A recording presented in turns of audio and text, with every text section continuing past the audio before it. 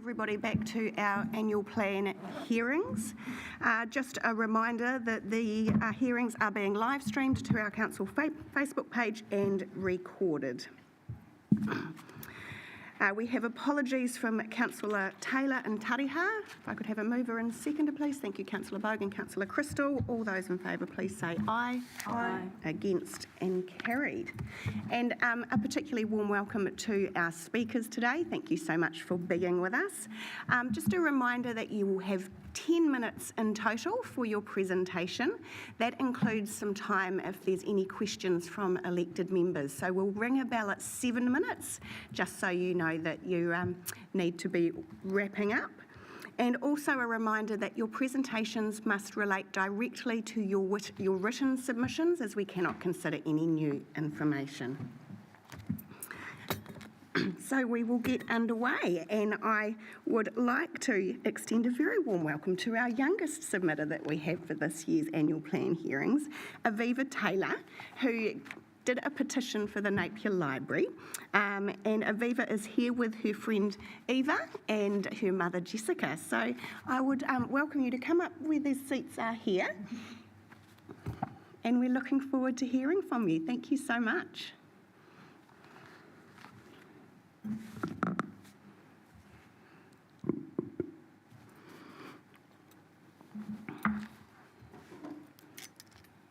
Hello, I'm Aviva. And I'm Eva. We are here to talk about why the Napier Library shouldn't close. I like the Napier Library because I like to read. And I like the Napier Library because it's a great place to focus on projects and to read. I mean, we wrote some of this play in a library. Please don't close the Napier Library. We can do fundraisers and maybe even raise a quarter of the money we need to keep the Napier Library open. Thank you for inviting us here today at the Napier City Council meeting. We appreciate our invitation. Thank you very much. And thank you for taking the time to do a petition. I can see that you're both very passionate about our library, and I have to say, when I was your age, I was a very, I loved reading, so I spent a lot of time at the library as well.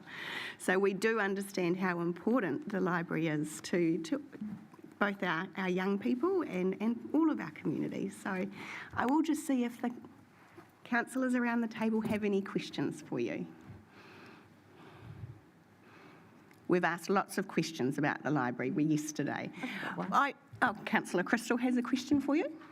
When you go to the library, what day do you go to the library and what time? Anytime we feel like reading. Yeah. After school. After school? On the weekend? Yeah. On Saturday? Thank you. Very good. And if we were to keep the Napier Library open, but maybe not as many days, so maybe we could only do it for 4 or 5 days of the week, what would you think about that? That would be good. Yeah? Okay. Excellent. Well, thank you once again so much. Are you off to school now? Is it school holidays? No, it's not. My daughter's 20 now, so I don't remember when the school holidays are. But look, thank you both very much. Please take some chocolates with you. And we will be in touch when we've finished doing our decision making. Thank you for the chocolate. You're very welcome. Thank you, Craig. Thanks, Jessica. Right, and next we have Leonie Woolwork from Ngātoi Creative Hawke's Bay. Welcome, Leonie.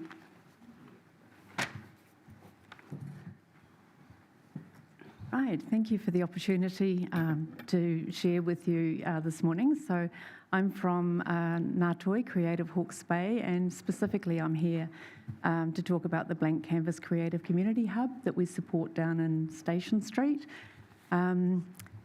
I presume I've got a clicker here. So just a bit of background if you're not sure who we are. We're the Regional Arts Development Organisation, so we cover the entire Hawke's Bay region from Wairoa down Central Hawke's Bay, Parongahu. So we are the advocacy arm for the arts, culture and creative sector and supporting the whole ecosystem. We're also strategic advisors and leaders of the Toitū Regional Strategic Framework, which I understand Council supports. We also work closely from a Napier-specific point of view with the Napier Business Association and how we can deliver services to the benefit of Napier, certainly Napier City. And we advocate for and support your other arts organisations such as CAN, MTG and so forth. About Blank Canvas specifically, so my submission is not close the library, but if the decision is that the library closes or downgrades, what are some alternatives that you can consider? So we have a space that we've been operating for about the last 12 months. We initially started with the hub with some MSD funding on the back end of the cyclone around people that were displaced, artists and creatives, to provide a place for them to come together, overcome some of the isolation and for them to connect. So we had about 6 months funding for that, and since then we've been continuing to support the hub because it's become very popular with community groups and artists and creatives as well. We have down there at the moment a tech hub, a maker's space, workshop space, social areas, so people come and meet up there. The current lease on that, just around costing, is around $3K a month. Well, it is $3K a month plus GST, and we cover the power and Wi-Fi as well. We offer free Wi-Fi. That's a little bit about who we are and what the hub's about. Specific to, if you haven't been down there, that's a very random photo. It's a very, it's called Blank Canvas for a reason. It's very modular. We can, we invite people to make it their own, set it up as they would like. Everything in there has been donated by our community, which has been fabulous. And so it is quite a big space. It's 238 square metres opposite your new build at the moment. And it is, as I said, in the last 6 months especially started to increase in its use. We've had community groups such as Big Brother, Big Sister, the Te Hiwa Amahaki group came in with their rangatahi group for a 2-day workshop. And so people tend to describe it as safe and accessible. It's already set up for them to use around that. So I think it's got a lot of attributes that lend itself to being a safe space to come and be and work and socialise and connect. So if the library closed or downgraded, we wanted to suggest some interim solutions that might support council in the services it could provide. We can't be a library, but we can, provide some of the other services such as, a place for youth, a place for some of our older citizens to come and, be. There's, as I said, the maker's space. It's got flexible, multifunctional spaces that we can set up as required. It could support your creation station through the maker's space, so you could actually have some of those activities available there. The library was running the after-school program end of term last year. They were going to run it this term, second term this year, but due to lack of resources at the library, that had to be cancelled, which was a shame. But that was a children's activities on a Saturday that they were going to run out of there. It has, as I said, the digital hub at the moment that can be expanded, so people can go and do research, study, those type of things down there. The other potential to consider is the mobile library. It's got convenient curbside there, and we could have the space open as people access the mobile library, and we could offer a drop-off service a return service for your library books. The main challenge, I guess, for us is resourcing it. It's currently resourced on a volunteer basis by us and some of our creatives that help us out there. So we would have to talk about how we had it open on set hours and had a discussion around how we might resource that. So as I said, Blank Canvas is sitting there as an option if we continue offering it, as a creative community hub. to have a discussion on whether it can actually provide an interim solution to some of your challenges, potentially. Excellent. Thanks, That's it. Leonie.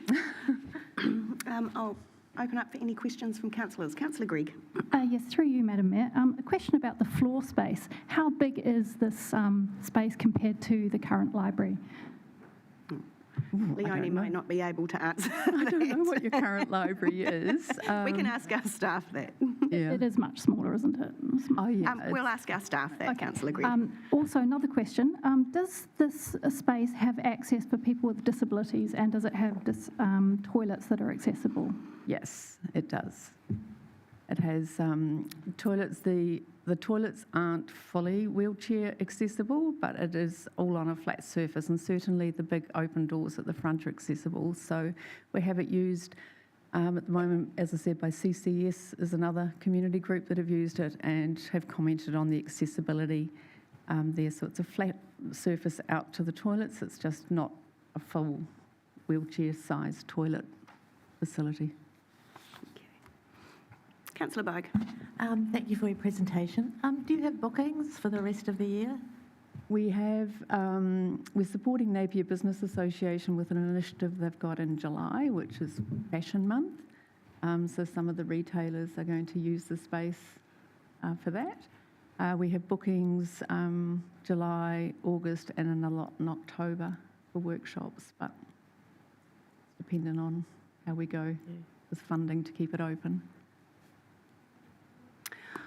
I'm keen to understand how that we might be able to use the space, particularly for our rangatahi, and I guess whether there is the ability to have a space available in the building where they can sort of drop in as and when suits them. They won't be interfering with other things that are happening within the space. Yeah, so we have, it's open, I'll just put it back up again to get a bit of an idea. That's not the full view. We've got the tech hub down to the left of that. That was just showing the tables set up for the workshop for the rangatahi. There were 20 that attended that day, or those 2 days. We did used to have a petition right along the workshop makers space that led, so the upper level where you can see some of that artwork and the photography section could be petitioned off. There are 2 large sliding doors. There's one in that photo that faces out to Station Street, and a little bit further along there's another large one. So we can petition off, so there's one entry to that upper space, and then one entry into the workshop maker's space. Okay, thank you. Any further questions from councillors? No? Thank you very much, Leonie, for taking You're the time. welcome. Thank you for the Come and opportunity. talk to us. Thank you.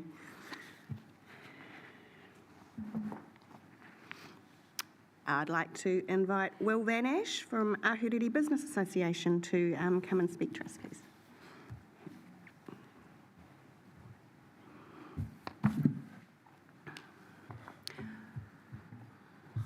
I thought you were going to do the presentation for me, I was hoping.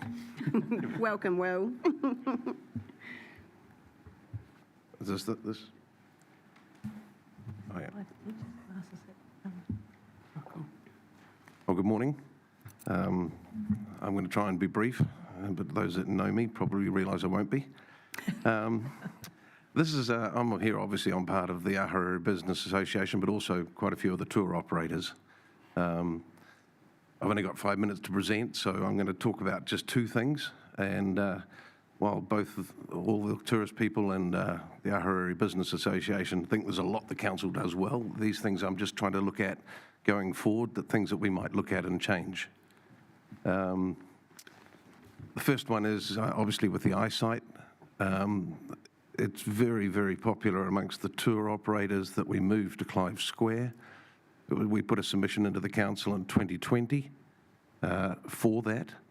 1 for safety, 2 for efficiency for cruise ship passengers, 3 for the seating in the Clive Square, and all the other reasons that I put in the paperwork that I submitted. And we think that would be great, but if we could ask nicely, we have a consortium of tour operators, we've got 1 contact point. could we be involved in the process? Because it's really our business and we know exactly what we think's safe, what works and so on. So that would be great if we could. The next part is, with council being involved in business, we know they're trying to help. We know you guys have got trying to help our business in the community, but there are times when it really makes a difference. Historic example with the Art Deco buses. Everybody learnt that they could do a $12 tour in Napier. People struggled to sell wine tours and gannet tours for 3 years after that because of Facebook, TripAdvisor and everything else. They were like, I can do a tour for $12.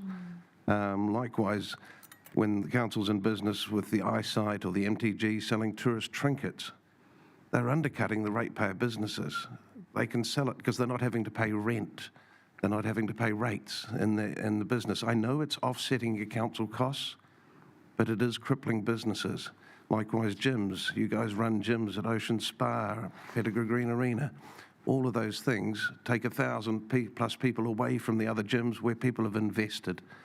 So I'll come back to that at the end. But with the new library, we had a great presentation on the new library. And one thing that stood out to me was the new multi-purpose rooms. I think trying to think outside the square is great. But there was a photo of a fitness class and a photo of someone bringing a massive log in for doing wood carving. The thoughts were briefly, if you give someone an opportunity to have classes there after school teaching karate, it's a great idea. And he can get the venue for free, doesn't pay power rates, rent, or anything like that. And he can run his classes $50,000 cheaper than the guy who set up his gym in Onikawa teaching the children karate.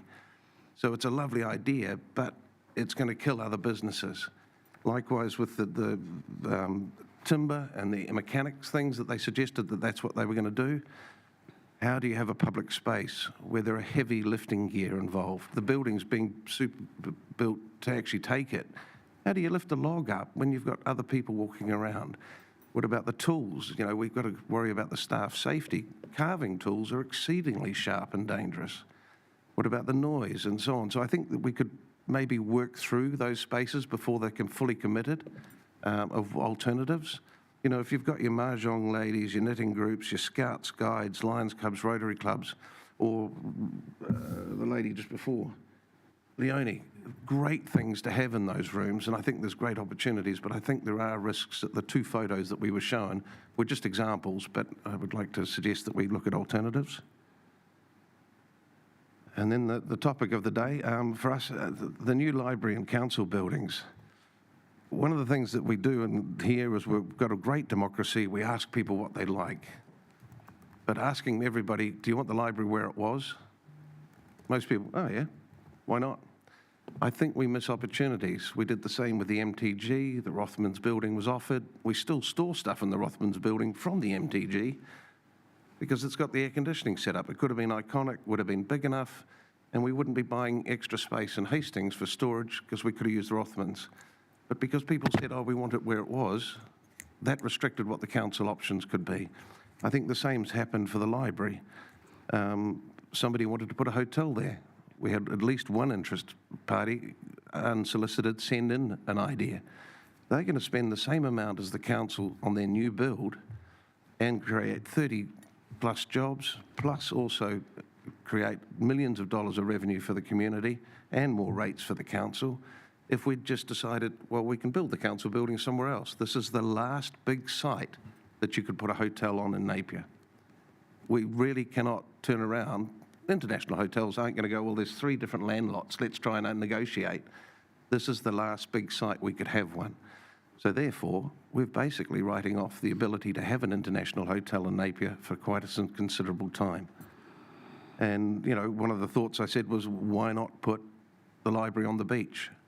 Why not have it so that it's an amazing icon? There's some photos there to give you an idea.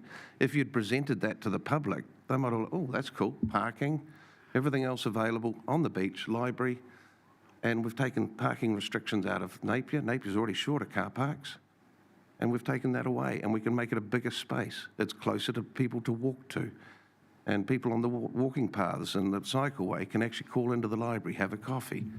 So, you know, there's all sorts of things. And I think also when you look at the cost breakdown of it, 78 million plus contingencies for gardening and everything else.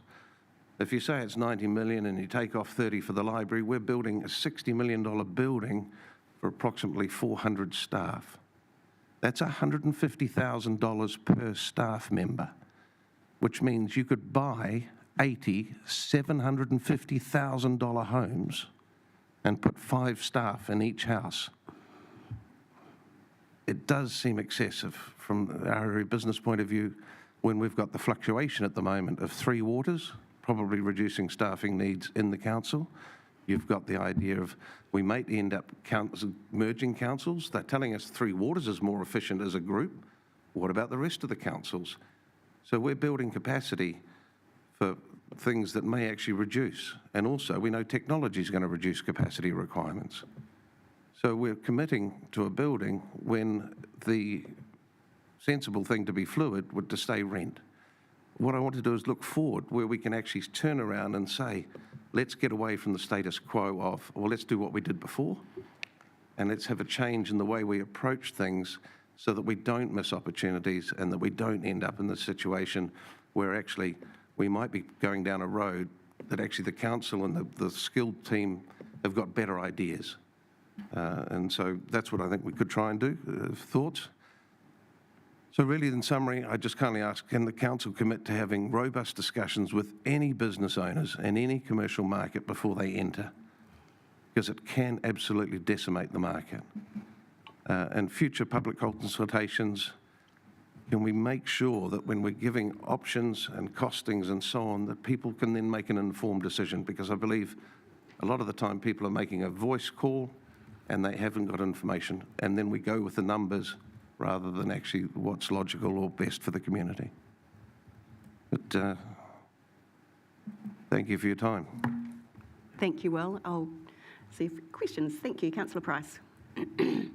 Well, just one question. You drive the streets a fair bit in your train. If the proposed idea of yours of putting the eyesight down the other end of town, how would you find it from the port to there for big buses?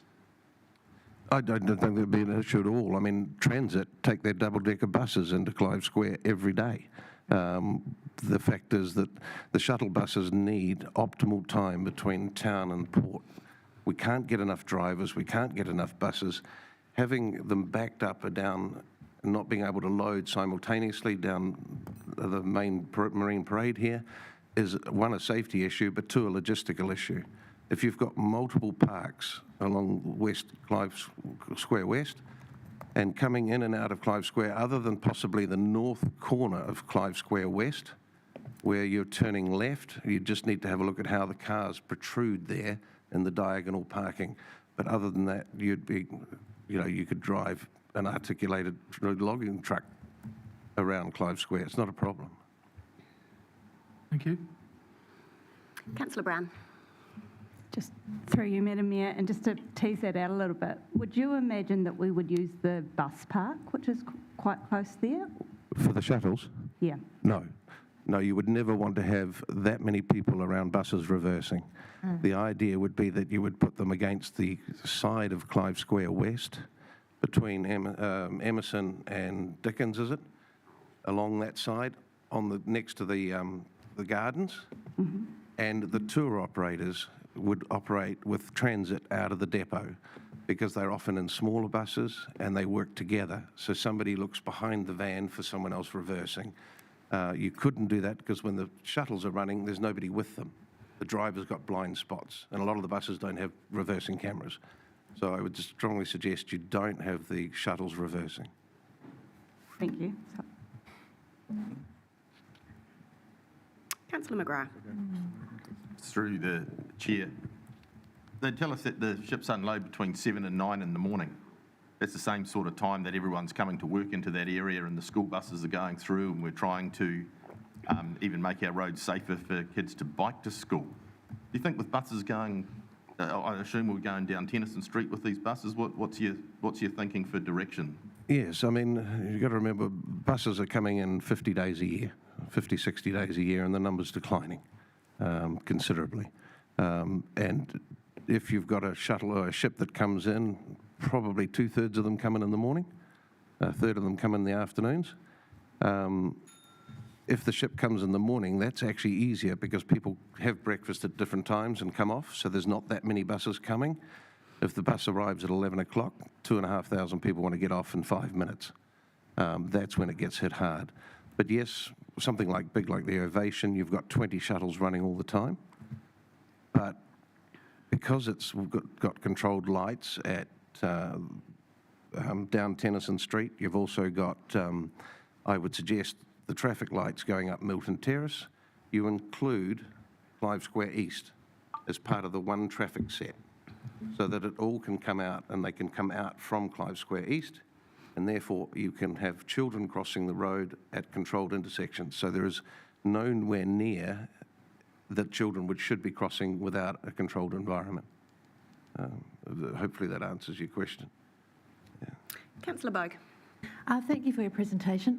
I just want to pick up on your comment about how there wasn't full engagement about the civic precinct area with the price, the cost and all that sort of thing. We did send out that information for consultation in the long-term, short-term 3-year plan last year with the actual accurate figures. And is there a better way that we could be communicating with the Ahuriri Business Association about these items? Well, look, I know everyone's busy, and it's difficult to try and get all the audience to read and keep up to date with everything that you guys are doing, because there's a lot of things that you guys are managing.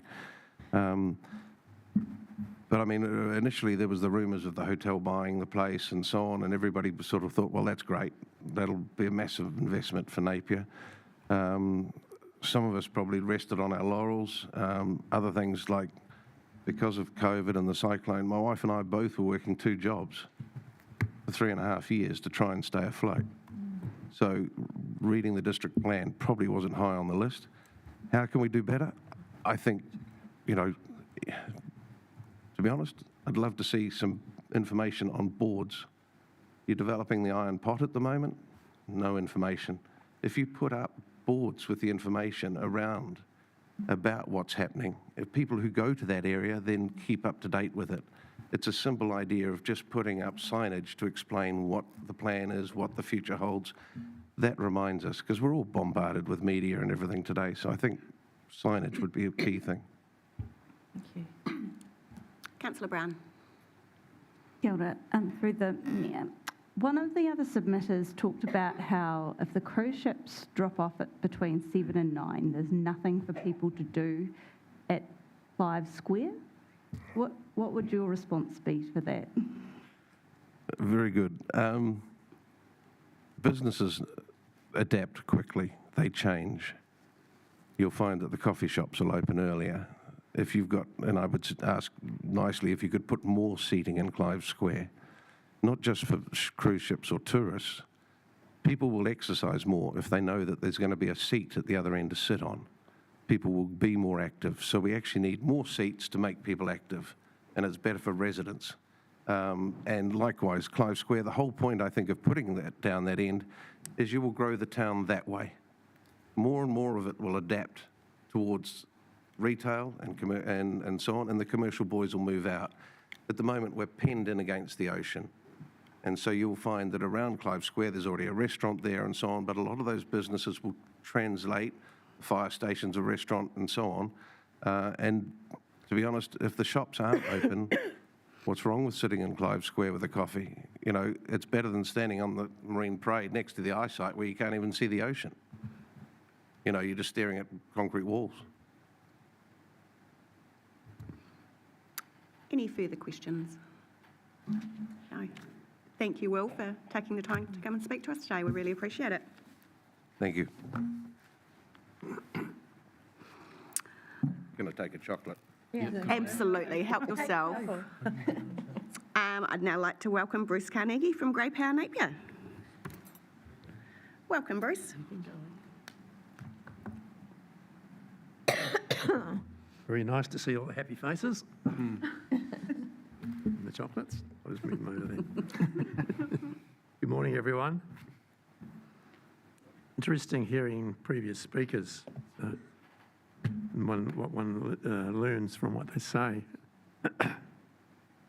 Most of you will know who Great Power is. We're an advocacy group, although we are part of the Positive Ageing Strategy Advisory Group and contributed to their submission.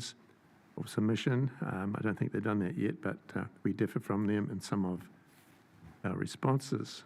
Now that Napier's, before I go any further, because it's 10 minutes, 7 minutes plus 3 maybe, I've cut some bits out. So you may not be able to follow me. I'm sure you will though. Excuse me. Yeah, future of the National Aquarium, we support option 3A. Council's exits the aquarium activity by transferring to a third-party provider. This to you seems to be the most sensible option, saving the cost of demolishing and rebuilding, therefore not a burden on ratepayers. Now, I missed the bit out in the middle. Demolish, if only partially demolished, who would use the building, apart from nature and conservation groups? And would it prove to be cost-effective for the council? So another suggestion could be to move the Faraday Museum into this building. Future of the eyesight, well, we've just heard some speak about that, but we suggest option 3, status quo, is our preference. This is a core function of the council and should remain on its present site, the ideal location for residents, visitors, tourists and cruise ship groups. It represents central meeting place with parking available for buses when cruise ships are visiting, makes it ideal. Visitors using the eyesight shop usually make several purchases, generating further income. Also, the mini golf future, once again, status quo, should remain for this financially successful business operation. It is not a burden on the ratepayers situated right next to the eye centre, which the two seem to go together, which we believe should remain in council ownership. It makes it the perfect location for the popular attraction, whatever the time of day. This facility is constantly being used by many. I know my grandchildren enjoy it when they come here. The Redcliffe transfer fees, status quo again, from the point of view that residents find the fees to be high at present, and if increased greater than the CPI, we believe this will encourage many to become fly tippers. That's not my word, but someone said that. Not something we would wish to see happen. The Faraday Centre, excuse me, yeah, when you get to my age, you get a bit froggy. Yeah. Handing over the running of the Faraday Centre to a trust gives the charity a one-off capital grant of $1 million and $500,000 yearly operational grant. We believe that could be a good thing. We need to encourage residents and visitors alike to visit this important site. School visits and holiday programs would appear to be popular, although accessibility is an issue. Now, the library, I won't go into that one because you've heard enough. I heard some yesterday when I watched it, and the two young ladies expressed the same as what we feel. We are aware, though, that the council is trying to make effective cost savings, and the library should not be considered in these cost saving efforts, as in our opinion is an essential service for Napier citizens of an age-friendly city, which we are, and proud to say so. The rates increase is mentioned at the bottom of the page, on my page anyway. Across New Zealand, approximately 40% of those aged 65 and over rely solely on the New Zealand superannuation, and another 20% have only a small amount of additional income. I won't say any more than that one to save a bit of time. But while we understand the need for rates increases and appreciate efforts made to reduce the increase, doing this by closing the town library for 2 years will hit low-income residents a lot harder than those with higher incomes who have transport to get out to Taradale.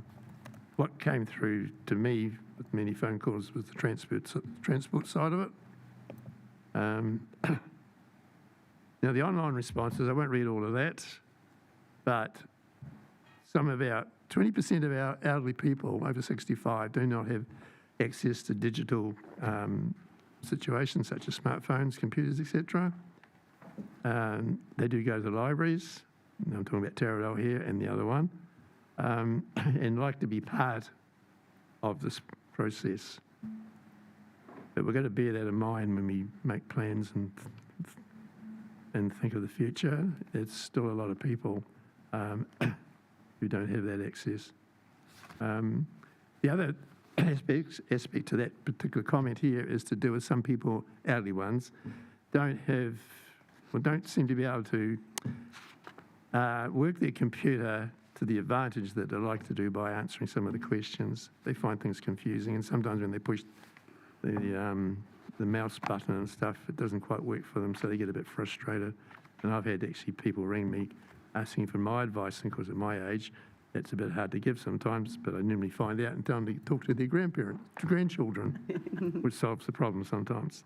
So we respectfully ask down the bottom here, could a PDF form of all the questions be added to all future online consultations in order to remove barriers that currently are making it difficult for some members of our community to give? We look forward to watching your deliberations and hearing your response to our questions above. Yeah, just finally, yeah, I get quite a lot of phone calls and emails from our members. We have 1,100 of them, voicing their concern. The library was the number one, and Kirsten, you mentioned that this morning, and those two young ladies did a great job sharing, well, probably what most of us think. So, thank you. Thank you very much, Bruce. Any questions? Thank you for your submission. As always, very clear, representing your membership. And thank you for taking the time to come and speak to us today, Bruce. Do you think I should have a lolly? Yeah, I'll go for it. I'll have a gold one. Thank you. I'd like to welcome Forbes Neal, please. No, you don't. Forbes, it's you. Yes, welcome.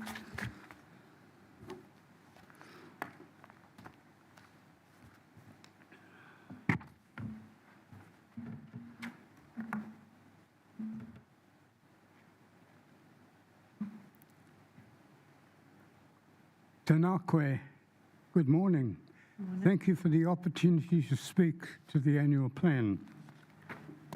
I support most of the option ones selected by the council, except the 2-year closure of the Napier Library, the option one that the council chose for the National Aquarium, and the eyesight location. I'll speak to those two first. The National Aquarium, I support option 2 rather than option 1. The eyesight, I consider it at its present location is the best available. Clive Square has been suggested as one, but it is remote from the main part of the CBD, and I would support retention of the eyesight on its present site. Now, my main concern is the 2-year closure of the Napier Library. I may say I'm a regular user of the library for history research. I'm there 2 or 3 times every week. And I do my banking and my shopping in the CBD, but for the library purposes, I normally go to Taradale because it's a little quieter out there. The library is a very valuable cultural resource for the city of over 50,000 residents, and the 2 existing facilities serve the community very well. To cut one out for a 2-year period would do the community a great disservice. We are told that the current use of the Napier Library involves 80,000 clients per year. And with the loss of this unit, thus the loss of this unit will affect many citizens with access to information and culture. To try and load some or all of these people onto the Taradale Library will cause great inconvenience. Now, should the Council approve option 1, there are 2 factors in particular to be considered. Taradale Library has 7 computers. Often these are fully utilised. Additional users will create problems, particularly people have to travel from the rest of the city to Taradale only to find that there are insufficient computers to use. Taradale Library has 23 parking spaces. There is no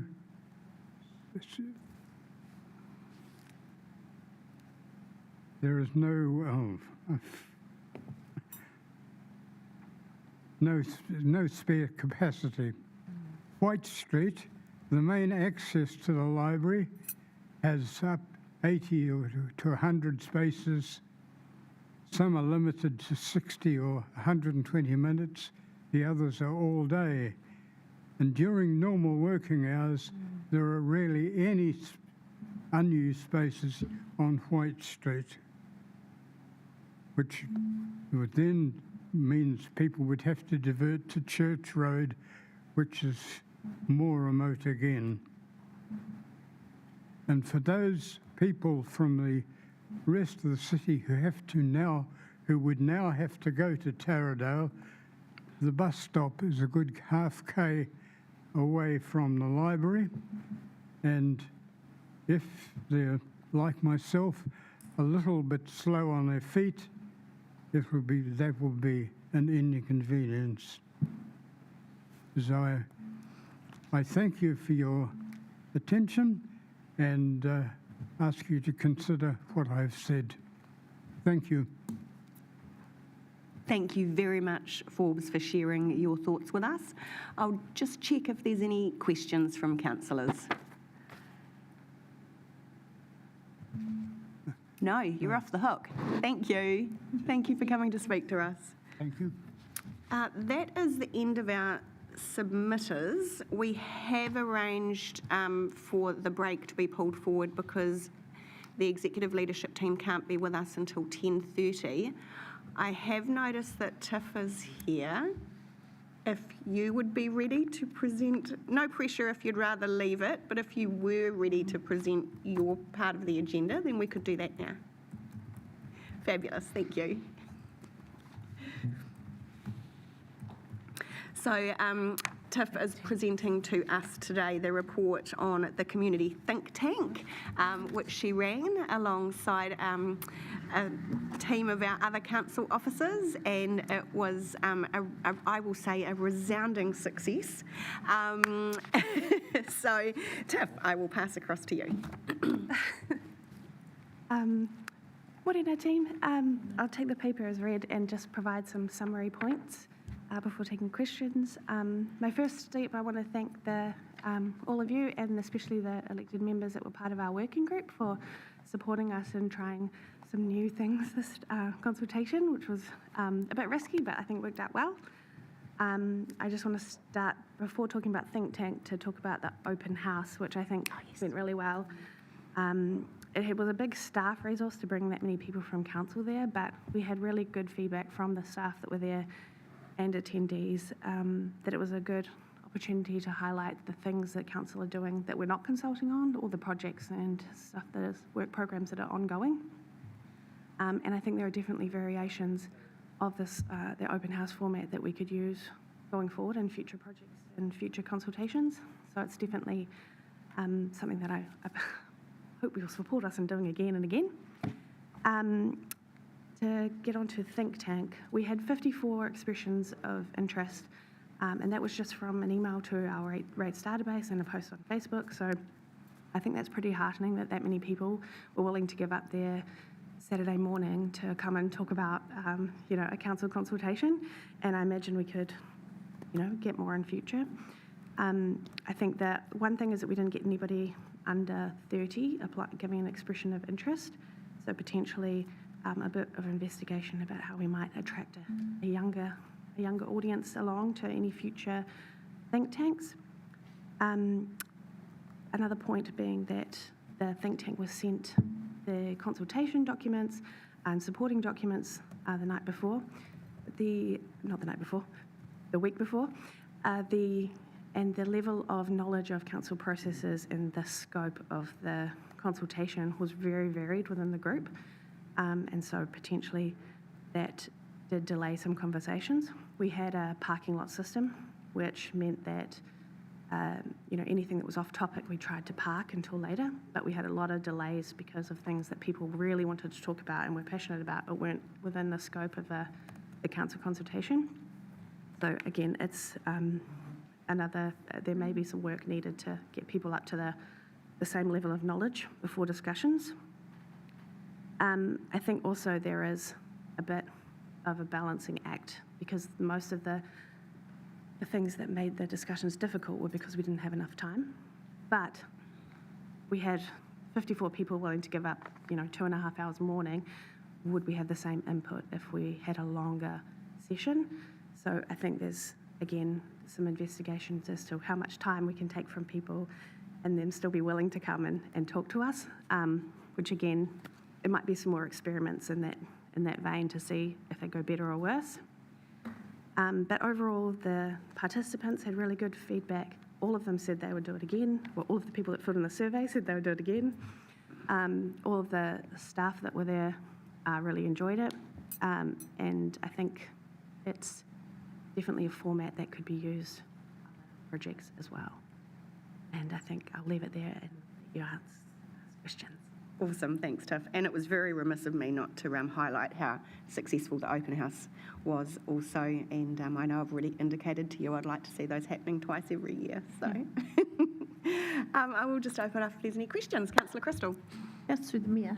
Thanks, Tiff. It looked really successful. What would you change next time? I mean, would you increase the numbers? I know you said under 30s would be good, so how do we get those people? And are there any projects that you see us potentially, even in this plan, that this would work really well with?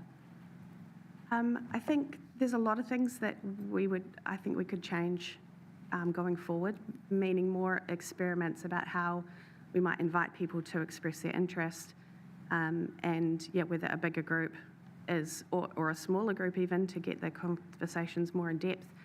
I think there's a lot of different things we could try and get, whatever the sweet spot may be on participation. I think, experimenting is probably the best way to go. I think that for a consultation, we were very narrow and we were only talking about the consultation topics. So in future, I think it'd be really cool to do something in this vein in a project that earlier in the project, before we've got options, maybe to develop options, something like that. So I think there's lots of ways it could be used, and I think it's a really cool start. Councillor Gregg. Yes, through you, Madam Mayor. Just a question about attendance. I realise it's something beyond our control, really, but if 3 out of 12 people either withdrew or couldn't come, is there anything that we could do in future to sort of mitigate this? Could we select more just in case, or do you have any ideas of how we could deal with that? I think, we had, like one person pull out the day before and 2 not show up. So our attempt at making it as demographic as possible, just within our limitations, kind of went out the window the moment people didn't show up. We could have some backups, but would require a much bigger sample of people to be interested. But I do think, we gave them the time in advance, and sometimes life just happens. So, sorry, thank you for this. Sorry about my ignorance, but did they make a submission as a result of this? Is it a group submission? I just must have missed that. Yes, it is. Yes, it's a submission. It's under my name. It's an attachment. Ah, okay. It is in the attachment. Number, sorry. And I think Councillor Bogue, from memory, they actually agreed with our preferred option for everything except the eyesight. And part two, And part two. with caveats, yeah.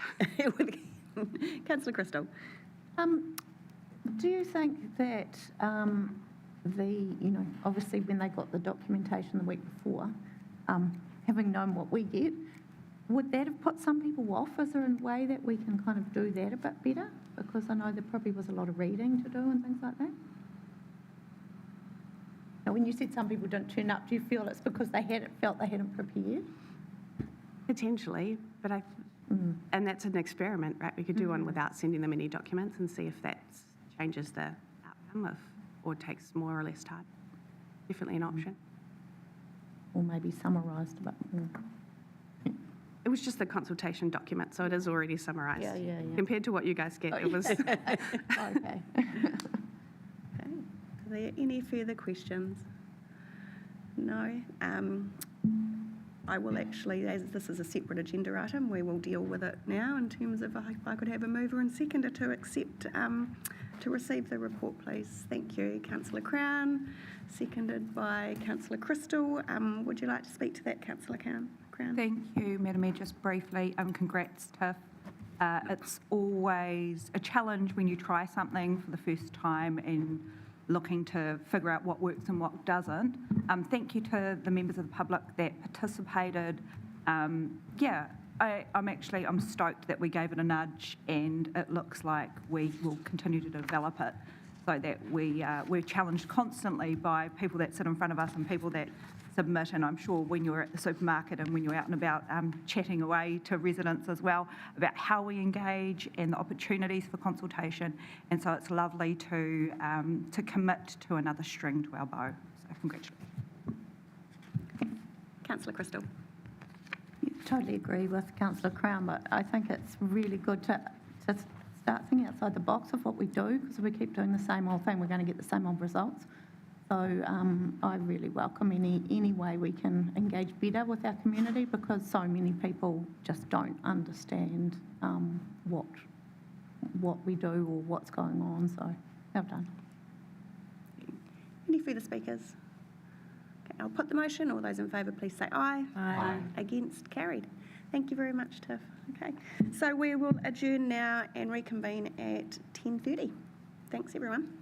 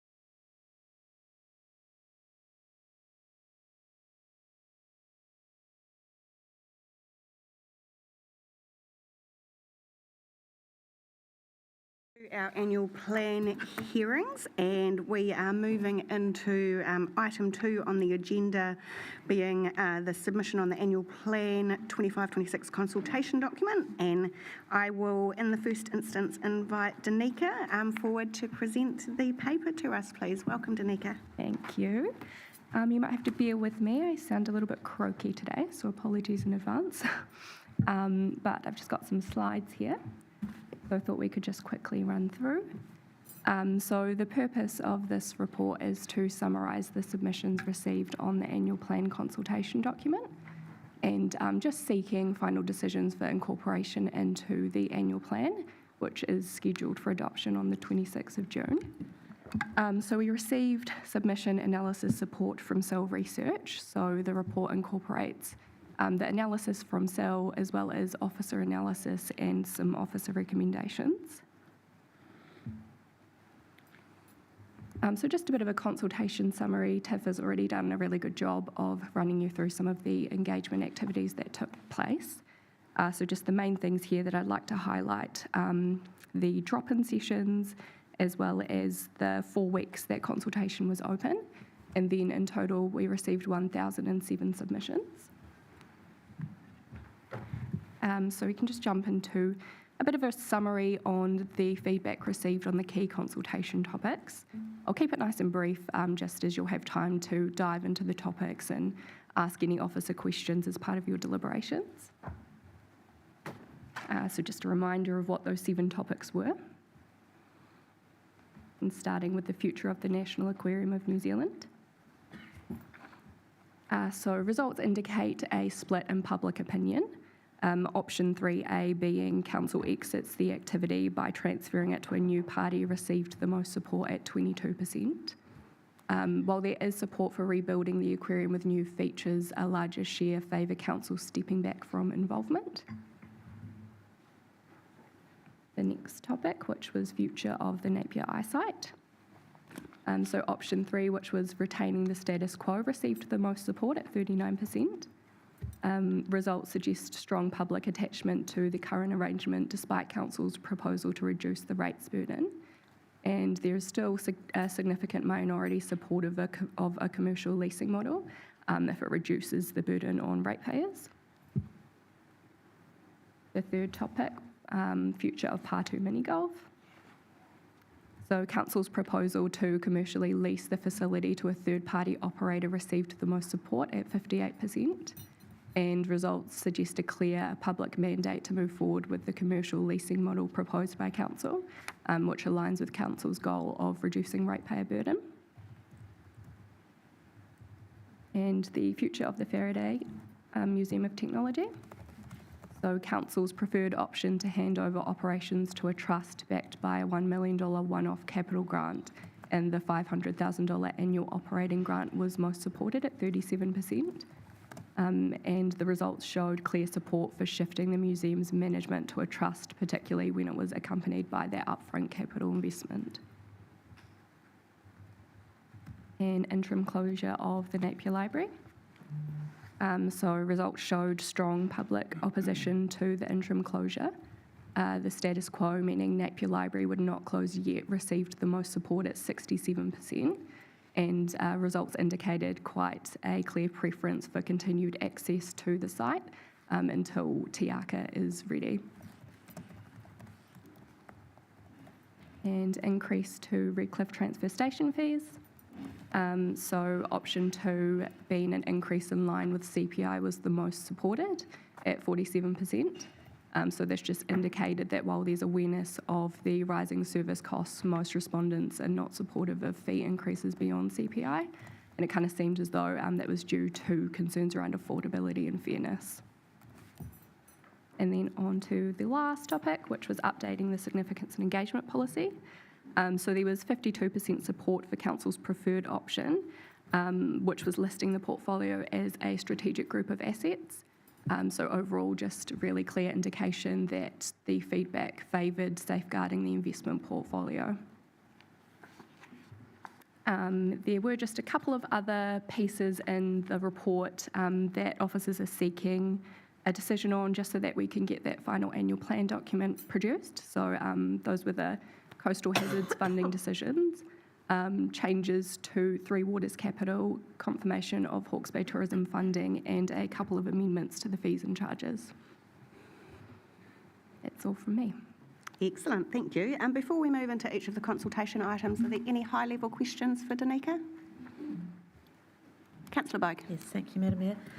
Just for the record, Danica, could you tell us again the number of submissions, and could you please tell us what the usual number of submissions were for the annual plan consultations we do? Yeah, sure. So we had 1,007 this time around, which was, I think, about 50 or so more than we got for the long-term plan last year with the 3-year plan. Usually, I had a look back about 5 years or so with annual plans, we get anywhere from 100 to 300, so quite a lot more submissions this time around for the annual plan. And just to follow that up, is there any idea of why that is such a larger number this time? I suppose the consultation topics, a lot of interest in those in the community, and I feel as though the engagement campaign was really well done this time. Not that it wasn't previously, but there was some new pieces that have been tried, as Tiff was speaking about before. Thank you. Councillor Gregg. Yes, through you, Madam Mayor. Thank you, Danica. What was the topic that was the most popular consultation item that people responded to most? I couldn't really say off the top of my head. I mean, we had a lot of feedback on all of the topics, I suppose, but definitely a lot of passionate responses around the facilities and the library. Any further questions? Excellent. Thank you very much, Danica. Thank you. Thank you for all your work on this, considering the volume of submissions as well. Yeah, really good report, and a thank you to SIL as well for their summary report they prepared for us. Okay, so we'll now move through each of the consultation topics. And first up, we have the future of the National Aquarium of New Zealand. So I would invite Steve Gregory and Thunis to the front to sort of talk us through and answer the questions that we have.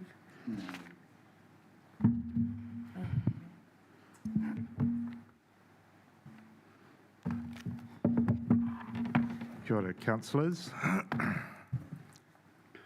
Good morning, councillors. So look, as stated when we came and saw you in early February, you know, this is equally quite a milestone in the wider business review process. For the annual plan consultation, we were presenting to the community your concept options of each of these facilities, and we're effectively seeking the community's direction in that, are we going along the right direction? So look, we have got some clear direction from the community. So with respect to the National Aquarium, it is split with 22% going to option 3, and there was reasonably evenly split around the other options. So we are proposing to carry on through with a business case commencing in 25-26, working through each of those options. Moving through to the eyesight. Oh, sorry, Steve, I'll sorry, stop you you'll do it one at a time? Yes, yes. Sorry, slow down, all right? A number of questions on each of these, so we'll chunk it down. Right, so National Aquarium, and the recommendation you've got in front of us is a business case which will look at options 3A, or transferring to a new party, option 1, to demolish the current building and construct a new building in its place, or option 2, refurbish the newer part of the building. So the recommendation is that that business case would consider all 3 of those options. Correct. Is that correct? Correct, yes. Okay. Thank you. I'm going to open up for any questions from councillors. Councillor Gregg. Yes, through you, Madam Mayor. Just a question about the project plan for the aquarium. Do you have a ballpark date? Are we talking about in a few weeks, in a few months? Do we know sort of when we might get that? We're working through all these annual plan dates. We were very keen to commence a business case 1 July. So we, you know, as we've stated a number of times, our commitment to our staff is we want to move at pace, at a fair and reasonable pace, so we can get clear direction not only for our staff but the whole community. So pending the decision today, we will be acting as fast as possible. Councillor Crystal. Through the Mayor. With your business cases, who do you plan to use to do them, number one? And number two, are you looking to get community groups or community like the think tank like we've talked about, like that, to get involved with their ideas to do, in the business case going forward? Okay, question one. So we have to go through a tender process. For both phase 1 and phase 2, we had to tender. And procurement, we felt very strongly that we had to do it for phase 3. So definitely we will have to kick off a tender process, hence why as soon as we get a direction, we will get moving on that. And with your second question, look, the aquarium is a significant community asset. That would most certainly be part of the community stakeholder process. We've seen how successful the think tank is. So anything that's going to be a benefit to the community to give them more insight and to give everybody better direction. Nothing is decided yet, but I'm sure we'll come back to you guys with a project plan and get further direction on that. Thank you. Councillor Brown. Kia ora, through you, Madam Mayor. With business cases, there's lots of different ways you can do a business case, and you can do a simple cost-benefit analysis.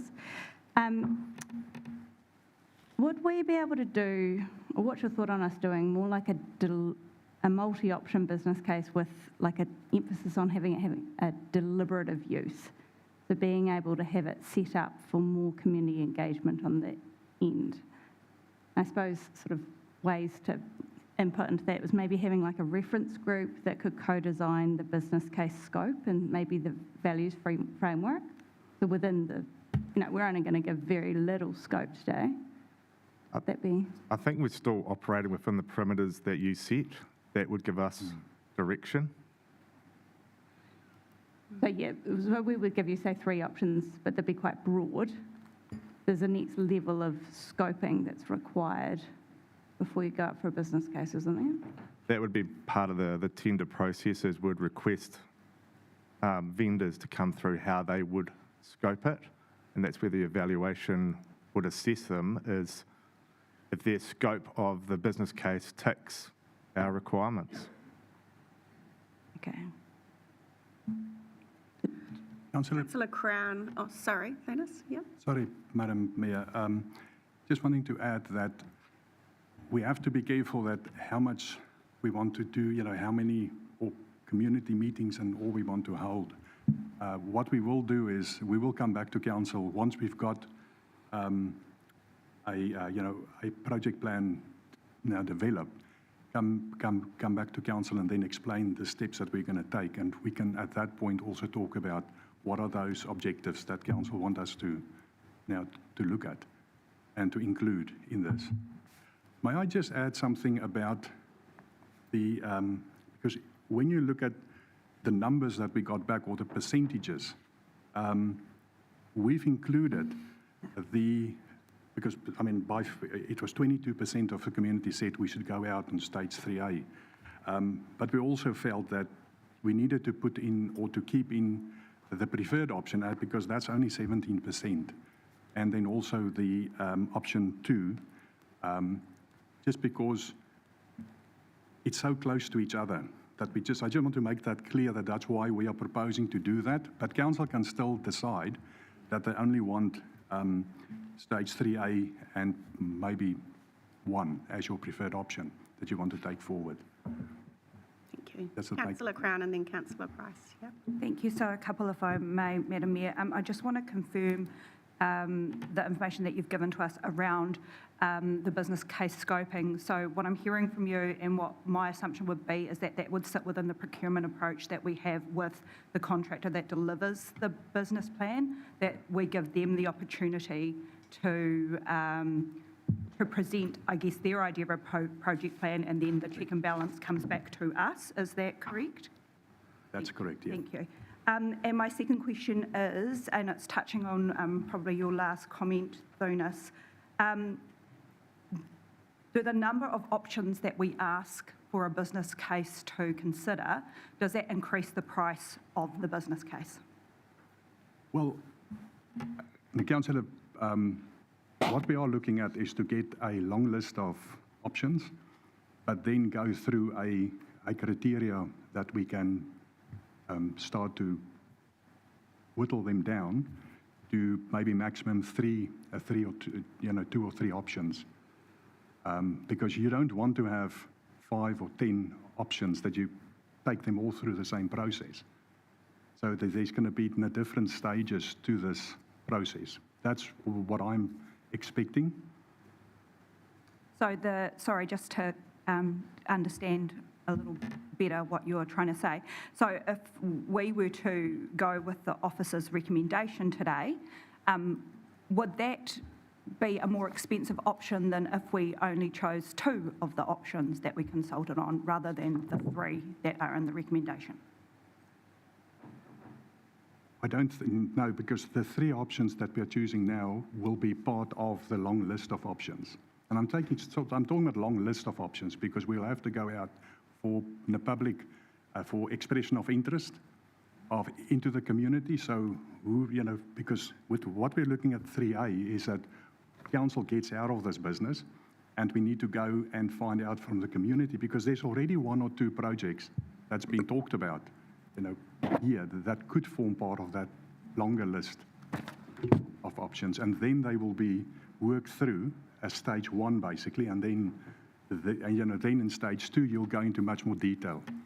Is that clear? Not really, but I'm happy just to sit and ponder. Okay. Councillor Price. Thank you.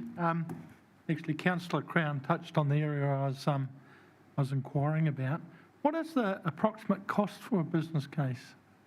So we've already got some just anecdotal quotes from Visitor Solutions, and again, I think similar theme. It really does depend on the size, but we are looking the ballparks of 200 to 250. Okay, and thousand. Oh. And, not dollars. $250,000 per business case. Because we were liaising with them to get a bit of a scale for all the reimagines. If hypothetically all came back, said do business cases on the whole lot, what was the total cost? Yeah. Wasn't that bad, Steve. And we have budget for it? Yes. We do. We do. 1 per financial year at this point in time.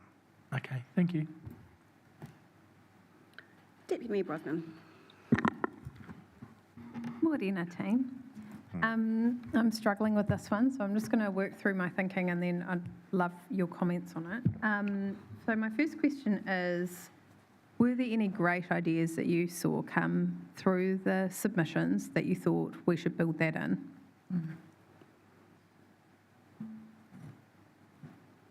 Outside of Pandaland? I'm just trying to... Not... Well, I haven't seen anything at this stage that's really sort of exciting us, thinking that that could be a great... because if you look at option 1 that council has put as their preferred option, and then put Pandaland next to that, we need to think about a few, at least a couple more, to have a much better evaluation. Furthermore, Emily Otto talked to some good suggestions. Again, that's what this whole process is. Again, going back to your perimeters, it's keeping it biodiversity, education elements, tourism. Yeah. We're hearing loud and clear for a number of years that Hawke's Bay does not have enough indoor activities for young people and families. So I think there's all those considerations. But look, there are encouraging suggestions, but are they commercially viable? Again, that's something that we do have to work through. Thank you. Before you carry on, sorry, Deputy Mayor, I want to ask supplementary to that. There's been suggestions that we could put the Faraday Museum and the planetarium into the building. I'd appreciate comments on that. Yep, so the planetarium has been requested previously. Again, I think it was the lack of capital at the time of the initial request, I think about a year ago. anything is possible. We obviously do have I grew up here, I should know what it was called, but the viewing platform right at the top of the aquarium as a possible opportunity to put the planetarium. Faraday Centre, that was muted throughout the Reimagine process, and that really varied around the Fulliger engine. You know, there was a strong, passionate, the Faraday Centre is only the Faraday Centre because of the base of the Fulliger engine. But yes, that has been muted, and again, it's teasing those opportunities out. Are they ticking our perimeters that we've set for the National Aquarium? Just to expand on that, Mayor, we did talk about this when we talked about the Faraday, and one of the issues, or well, two of them, it's of course the Fulliger engine that can't be moved. And well, you can move it, but the cost of it is tremendous. And then the building itself has also been seen as and it is a heritage building. So that was the two reasons why at that point council then decided to keep the Faraday where it is. But as we hear today, you know, it's that we have options, and it could be brought into, and you know, it could be part of the optionality. What do we do with them? So yes. Thank you. Thank you, team. When I looked through the submissions and I saw, you know, 17, 15, 22% in support of the options, what that screamed to me is no one actually liked any of them. There's no majority support for anything that was in our community consultation. And so, you know, reading through the content of the submissions, what I got or what I wrote was that no one's happy to demolish it. No one's happy to demolish it in part, and no one's happy for us to exit completely the activity, which in my mind, and reading through those submissions, and I'm interested in your view, left us with an option like we need to appropriately CapEx fund the asset, the building, to a standard where it can continue running, and we need to appropriately fund the operational funding to get the exhibits up to a certain standard where it's fit for purpose. And so I'm interested, I guess, in your view, if you had direction from council to not go off and spend $250,000 on a business case and not look into, you know, I think we're at real risk personally of doing options forever, never making a decision, and sitting around this table in 6 years' time, probably still having the same discussion around what next to do with the aquarium, and the community probably not liking whatever option we've come up with. So I am very interested in your view around if we were just to appropriately fund the CapEx and the OpEx for the building and retain status quo essentially thereafter. How does that sit? So essentially that's feasibility and modelling of a sustainable model and what that looks like. So it's really stripping back the budget that has been directed from yourselves and putting an operation that will be funded through that $2 million. So I suppose with all the feasibility and modelling, anything is possible. But I suppose it comes back to the purpose and theme of what it is that we want there. I think if there's one thing that we've learned out of the work that's been done up till now with the aquarium, there's a few there's a few parts, and it's not huge parts, but there's a few parts in the facility that needs to change. Really think about from a commerciality viewpoint, because our biggest challenge would be is that yes, we can fund it, but it's going to still be quite a big influence on on the rates. It will have a very significant influence on the rates if we don't develop it better than it's now, and really look into how can we bring in commercial activities into that facility. So yes, and then we can keep it, but keep in mind is we have been told, by our asset team that the cost of the building is going to be quite significant. And if council is willing to take, to do that, keep the building and get it back to a good standard, with us also looking at the operational side. and see how we can make it more commercial than it's now. Thank you. Councillor Gregg. Yes, through you, Madam Mayor. Just in terms of ratepayers' money and how much ratepayers are putting into this facility, I'm interested in the updated financials for the aquarium and how much it is actually losing per year. Last time we heard it was around about the 2 million figure. Is that still accurate? It's still around that figure, yes, for 24-25. But just as a heads up, councillors, that when we heard about and when we were going through this process, we have moved more than 2/3 of the capital cost out of the long-term or the 3-year plan period. So just keep that in mind if you look at our numbers now, at the statements, because those will have to be brought back then.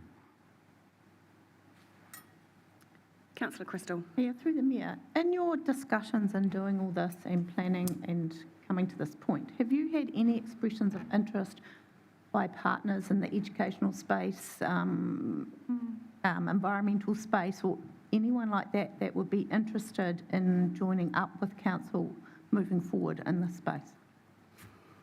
So through the stakeholder process, we've obviously engaged with Mana Hariri. They are partners in all this, so they will be kept through the whole process. We have had a private provider just recently get in touch where we have got an initial introduction next week, but outside of that, nobody has significantly jumped up and down indicating. The only one that the Mayor and I had a discussion with, and that is Panderland, that's put their hand up and said that they would be interested in almost like an annex to that, to be part of the aquarium or the new facility. Councillor Price. Oh, sorry. Sorry, Councillor just Crystal.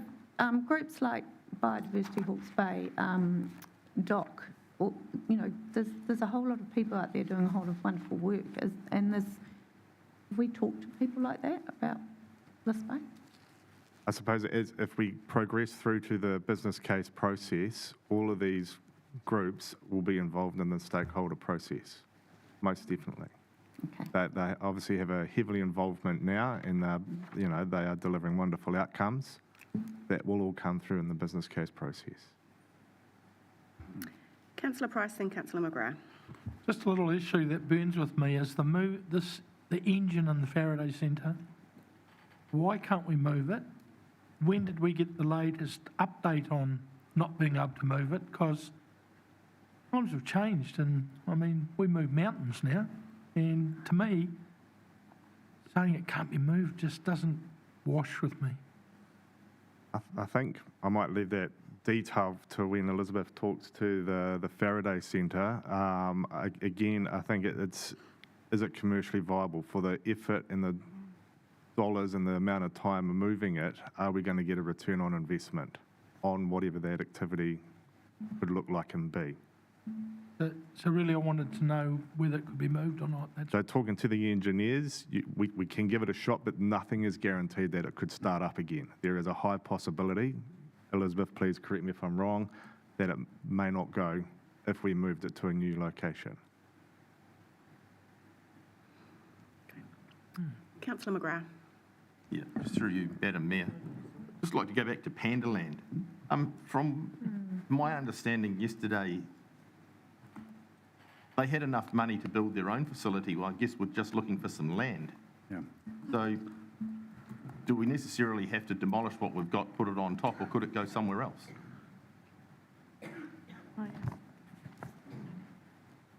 So through the Mayor, are you asking officers or elected members? Yeah, well, I don't know. What's your take on what they were actually looking for?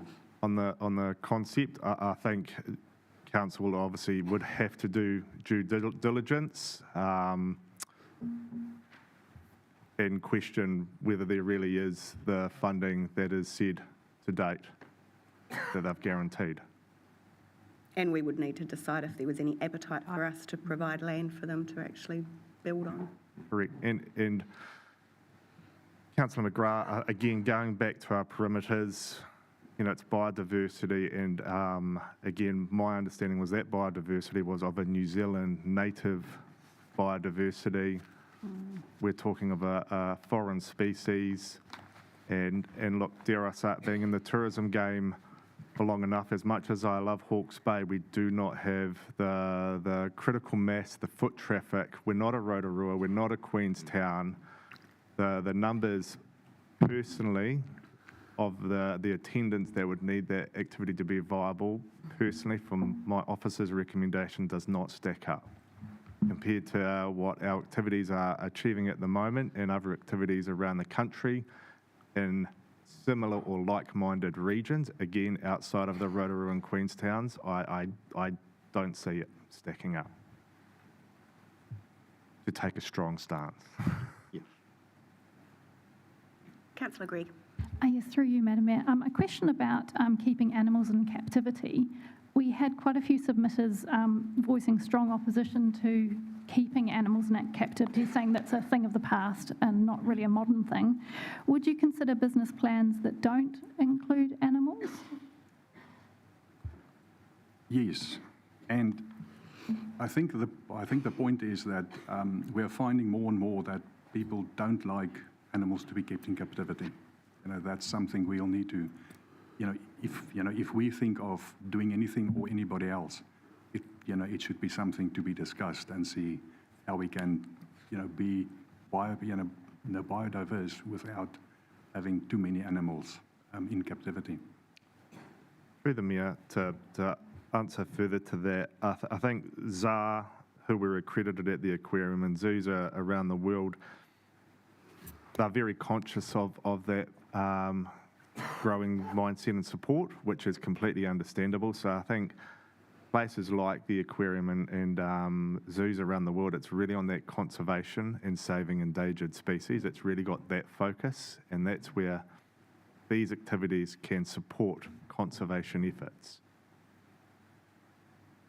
So it's telling that story appropriately, that we are supporting the biodiversity of our native flora and fauna, and telling something of an aquatics, a sea nature that, we're still learning lots more.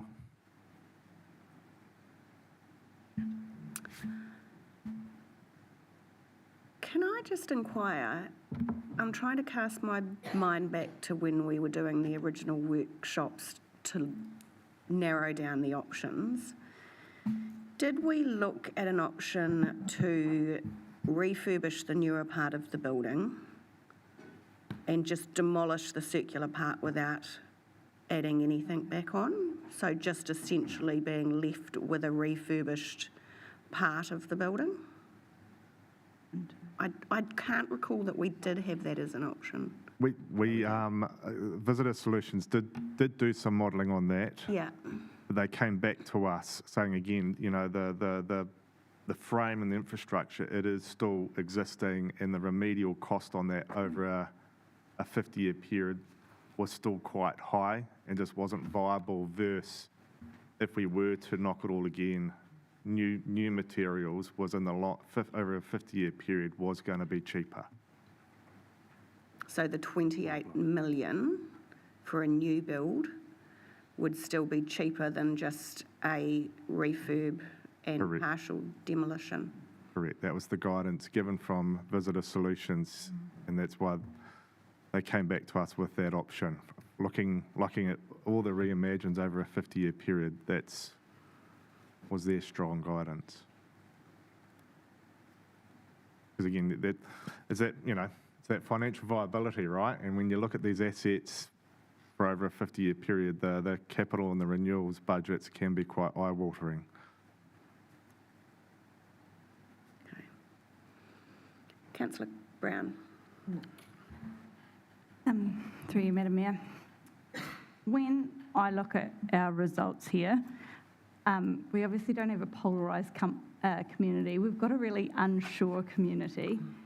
And I think if we were to make decisions now, and I know we're not saying that's going through, but I just think that we really run the risk, if we don't really bring the community with us on this, that we're going to lose the community's goodwill. I know that we have citizens' assembly process that we're funding. What does the timings of this, could that fit in with our trial of using a citizens' assembly? Unfortunately, that is going to happen in the second half of the year, the citizens' assembly, and so this is not going to fit into that period. Not for the speed that we're trying to do, or for the progress we're trying to make. So I just can't see us, like our community is so divided on this and do not know what they want.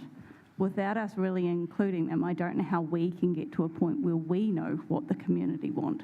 So without something more like that, like it just sounds like that's a trade-off between speed, which is a nice to have for us as council, versus actually bringing the community with us. So I suppose just your comment on that. I think the first thing is that we will keep on spending the money that we are spending on the facility. Mm-hmm. So the idea is for us to get to a different position as soon as we can. And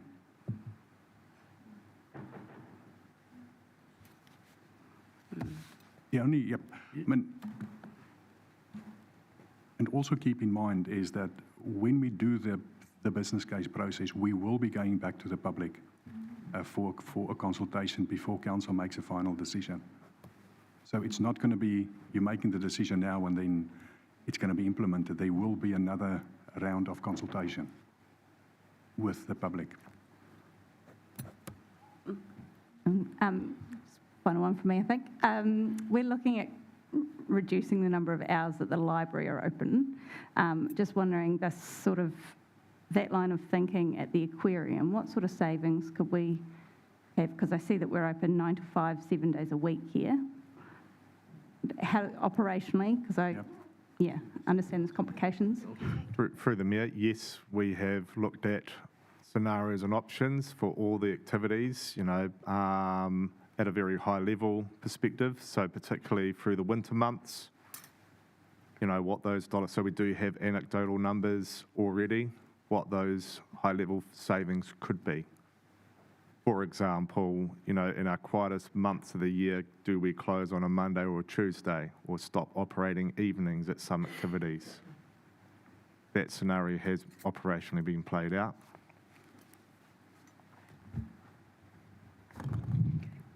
Councillor Crystal. Just following on from Councillor Brown, I think the community are split and divided because it's not very clear, and we're probably the same because we are the community of what the options going forward are, and there's very little detail in there of what it could be, and so that's probably why we got the split that we did, and then a lot of the feedback I read was, I don't know, but I can't answer this because I don't know what this means going forward. So I think the business case, has to be done, but it also has to be very clear then, if we are going back to the community, what this does mean moving forward, because I think for all of us, the options, we didn't really have a preferred one anyway, even though we had to put one. So, yeah. It's more of a statement. Yeah. Through the Mayor, noted, yes. No, and get that, completely get that. Again, these were just, concepts for consideration for yourselves, or developed from yourselves through to the community to give us direction of, are we along the right lines or not? Deputy Mayor Brosnan. Kia ora. Is there any option where we don't have to do a business case? Is there any pathway forward for the facility where we don't have to spend $250,000 optioneering further? Well, through you, Madam Chair, I think the option that was mentioned earlier about do we keep what we've got and we just do it and we review what we are doing at this stage. I think we will need some of that money to assist in some work. I don't want to say it's going to be nothing, And then, yes, we can come back with another option, with an option, with an optioneering that you can then look at. But that's the thing going to be in the new year. I'm just thinking about the election timeframe. It'll be around the year.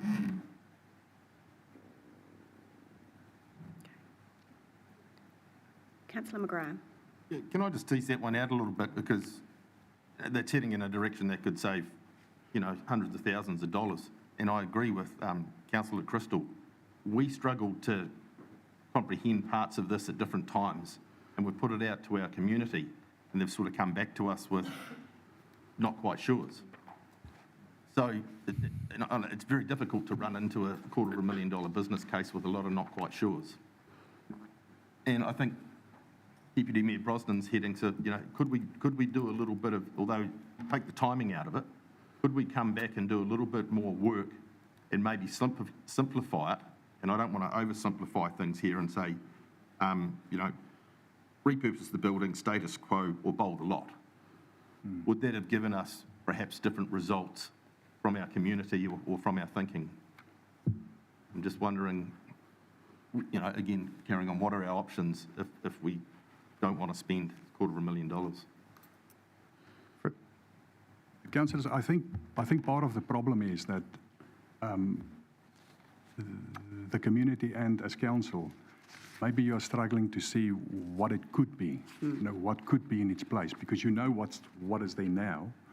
And the whole idea of doing the business case and going out and getting external people coming in, you cannot determine that except through the parameters that was set. It was saying we want a certain type of facility, we want a certain, and we make it very clear, or you make it very clear.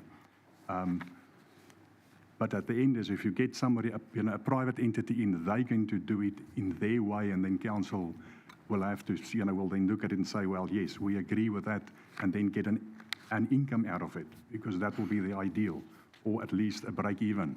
That is not costing council anything. So I'm just trying to, because I can understand maybe where you're at, that you are struggling with trying to see what it could look like, what is the new facility there. Yeah. But that's the whole process of the business case, the process to make that clear. Through the Mayor, we have discussed that. It is the what now. We've got direction on concept of what it is. It is now working through what it is, using your perimeters as a guidance. Is it, for example, in New Zealand, native hub or habitat? Is it a jungle gym? Is it, that's what we're going to work through as part of the business case. And I fully acknowledge that that's the challenge, is the community and yourselves are struggling with what is it. Yeah. And just to carry on from that, we did set the parameters, but I'm not sure with the feedback we've got that it necessarily matches those parameters we set. I can assure you, Councillor, that the option 1 that we've put forward, that does match the parameters. But that was a proposal that's coming from the existing staff and showing what could be done.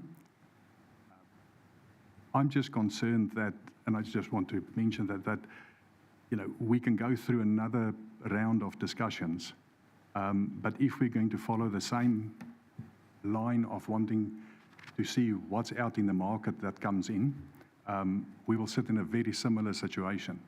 That we won't be able, because we don't know what is out there. You'll have a Pandaland, yes, and you'll have something like that, but to have a very specific thing would come back to the point that was made earlier, that maybe it is taking the existing facility and reviewing that and going through that and say, how can we completely change that, or not completely, but change that into a facility that would be more commercially sustainable. So just carrying on from there, with the options you've got suggested here, do you believe your business case would capture the sentiment from the community and with the options you've got here? I can assure you that when we go out to the market, we will find out what is in the market, who is interested in taking on a facility like this, because there could be somebody that's saying, we want to take the business on or the building as it is. And we did get one person, or person did come to us and say, well, we would want to have the opportunity of taking the building on as it is. So you can get that as well. I'm just very careful that, I can't make a promise because we want to go out to the market, and the market, as we all know, it's fluid. And the more parameters you put in there, the problem is that from a commercial viewpoint, it gets more difficult. So going back to my earlier question, which was about retaining and refurbishing the building or part of the building, you told me that wasn't a viable option, but now you're saying that it could be, that we could do that or somebody else might come along and... No, sorry, No, we can do that. I mean, council can do anything. If you want us to go back and say, what will it look like? How would it look if we can do that? Yes, it is possible, because the building is still there. The activity is still going on. It will be just a complete review of the existing facility. Yeah.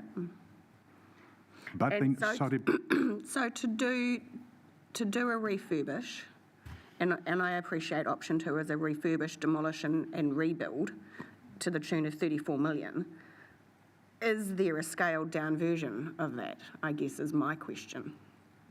Can we achieve something to deliver a different offering within the existing building, acknowledging there would be work that needs to be done on it, that is more financially viable than spending 34 million? Madam Chair, I'll be very careful to make that promise. Yeah. Because I think we've all seen what happens. We have to keep in mind, if we keep the existing building, the existing problems are not going to go away, especially on the building. And that, I think, it's critical to keep in mind. We can do something on, on the inside and use, and basically gut the inside and do something else. What that cost is going to be, I don't even want to try and, put a number out, but we can find out about it. But even then, it's going to be, you're going to be maybe a 30% contingency, 40% contingency on that. Through the Mayor, I mean, I remember the process. Visitor Solution really was almost like an emergency meeting with really starting their modelling, and just with the capital that was put aside through the perimeter setting, we're really concerned that we were going to exceed our capital that you guys set, well and truly, with keeping the existing building. Councillor Bogue. Just looking at the figures of community support, I mean, one of the dilemmas that I have is that the figures are all so close, 17%, 17%, 22%. There's not a clear direction from the community. And in fact, second equal with everything else is the no option. And I was wondering if somewhere in whatever processes are decided on, could there be some kind of STV process in which we ask the public to rank 1, 2, 3 or 1, 2, which ones they consider most important, so we get a better weighting of those options? Because at the moment, it's very hard to distinguish between 22% and 17% when you've got 17% that didn't even put anything.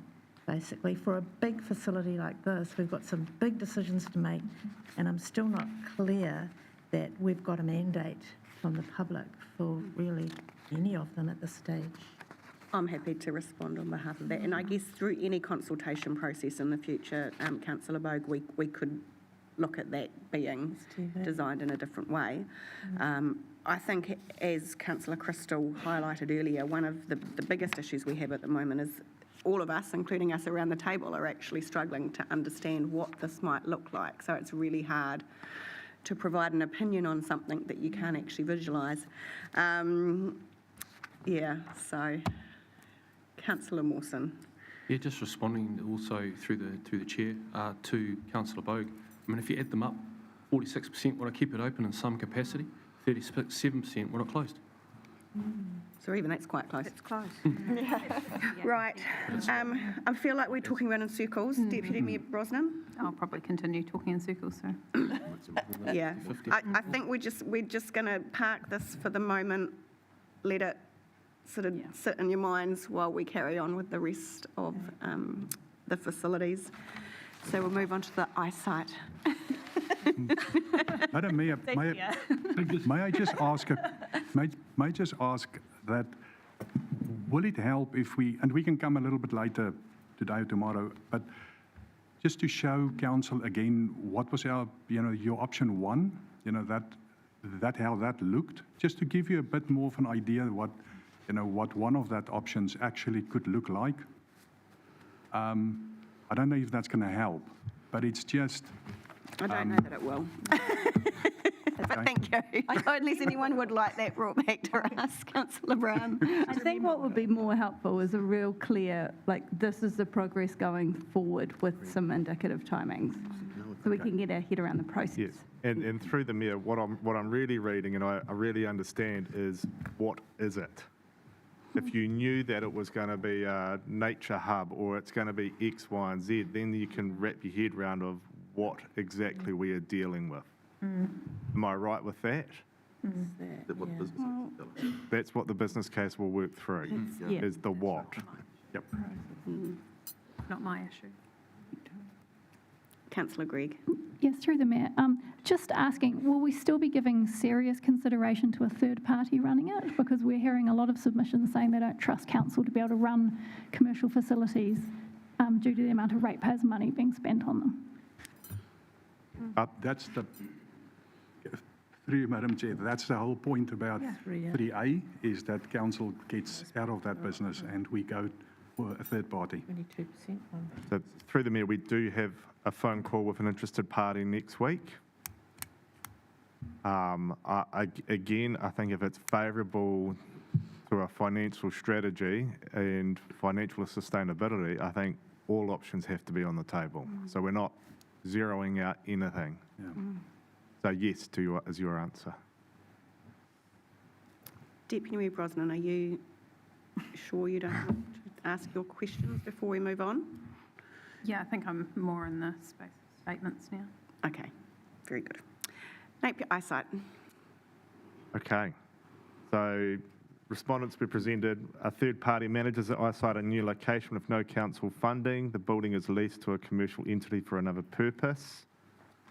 Option 2, keep the eyesight but reduce its offering and relocate it elsewhere in the city. Lease the building to a commercial entity for another purpose. Option 3, status quo, no change to the eyesight's activity or location. Option 3 was the majority of status quo. So our recommendation, it's ready to have a discussion with you. Because of that majority of a status quo, do we treat it effectively as status quo and we draw a line and the activity is status quo and we leave it as it is? Or with the aquarium business case, if that is what you decide for us to do with the aquarium, do we do a business case after the aquarium business case, looking further at all the options provided? And so the aquarium business case would be 25-26. We don't have the budget for 2, so we would have to be waiting until 26-27 to do a eyesight business case.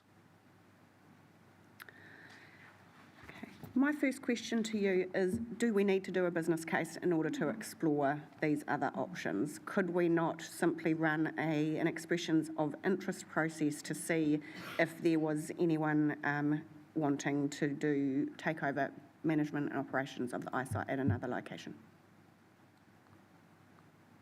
Through the Mayor, yes. Yes. Thank you. Councillor Brown, then Councillor Crown. Similar line of thinking. Through you, Madam Mayor. Can we do a trial? Because the only other place that was mooted in our discussions was the Clive Square area, and the key complaint against moving the Clive the eyesight from where it is about cruise visitor experience. We trial it for a day, setting up at Clive Square and see what it was like. Through the Mayor, I think a day trial, in all honesty, is not going to be a big enough sample or period to gauge the success or not the success of a certain model. Look, I want to remind you all that in the last 5 years, we've done 2 previous reviews on the eyesight, and in those 2 formal reviews, we've done locations assessments, extensive location assessments, all independently have come back to the current location. I can provide you, you've all been provided those reports. If I was to be quite frank, we would just be digging up the same locations all over again. We can most certainly do that for due diligence, to do it a 3rd time. Won't do it again. Madam Chair, I hate doing this, but I'm going to do now. But in the discussion yesterday, I think one of the questions that came out that I found quite interesting was talking to the lady from the cruise industry, and where Councillor Price asked the question that if you move the cruise ships and he dropped off at another place, should the eyesight move with them? And her answer was yes. I just think we need to take that into consideration as well, that although the location of the eyesight now is in a fantastic location, it is absolutely spectacular. It's got the best view you can ever think about. However, there are options. Further to that, through the Mayor, and what you heard yesterday is at industry conferences, at trades, our current operation is the model nationally. It's something that we should be all very proud of. It works. Why mess with something that works? Thank you, through you, Madam Mayor. Carrying on with that line, just looking for clarification regarding the reviews that have been done previously. I do remember those.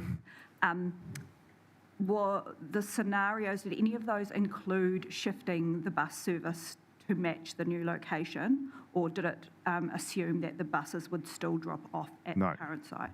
Through the Mayor, no, through those assessments, the buses would follow the route of where the eyesight was proposed. And all those locations and that was one of the criteria, was eve of bus route, customer experience of bus route.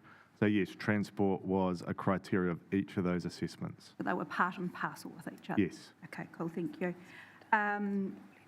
Just as an aside, I've had a number of conversations with people, tourism operators, transport operators, etc., just to do our own personal check and balance. And yeah, it was really interesting. Mr. Van Ash's summary today was pretty on par with and consistent with feedback that I got from different parties as well. My second question, or final question at this stage, is actually in regards to the VIN submission yesterday.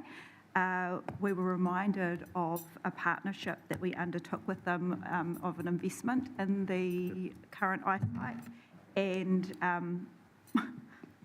it was made pretty clear to us that they would seek reimbursement of that investment, and I wonder if you guys could provide us with some comment on that. Yes, through the Mayor, we certainly can. We've got our eyes over that as well. So it is a 3-year, we need to obviously just get legal advice just for our due diligence, but it is 3 years from the last payment. So the last payment was early 2024. So that was a change of location or ceasing to be a member in its entirety. So that's obviously a decision for yourselves. We do have a wonderful relationship with Tourism New Zealand. Again, we have got a marquee eyesight for the region, for the East Coast.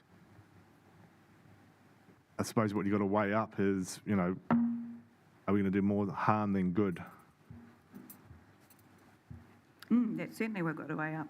Yes. Sorry, may I ask just one more, now that I'm sitting here thinking? And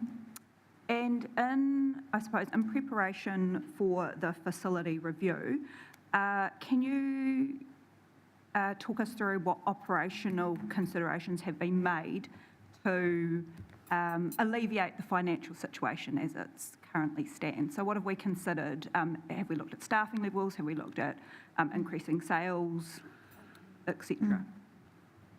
So increasing sales is a annual prospect of looking at what opportunities there are through each of the business and tourism business plans. That is ongoing, that is embedded in with each facility manager in each facility, so they do what is achievable within their realms.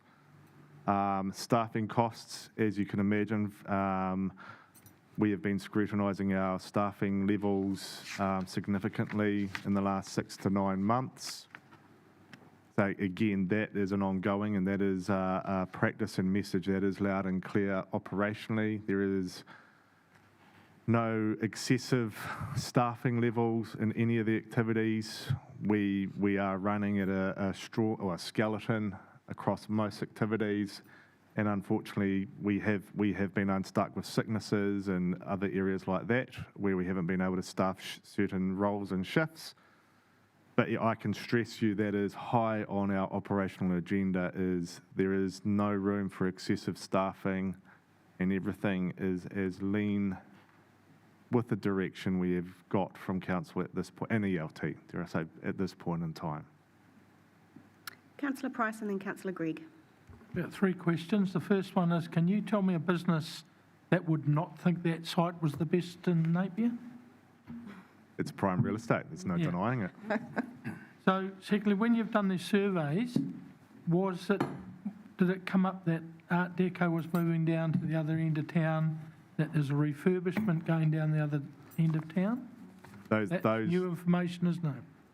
Those reviews, sorry, through the mayor, those reviews were done prior to that decision of the Art Deco Trust moving down to the Women's Rest. And the last one is I think we feel we'd like to get a lot more activity down that end of town and people drifting through. That's new to the equation as well, isn't it? Correct.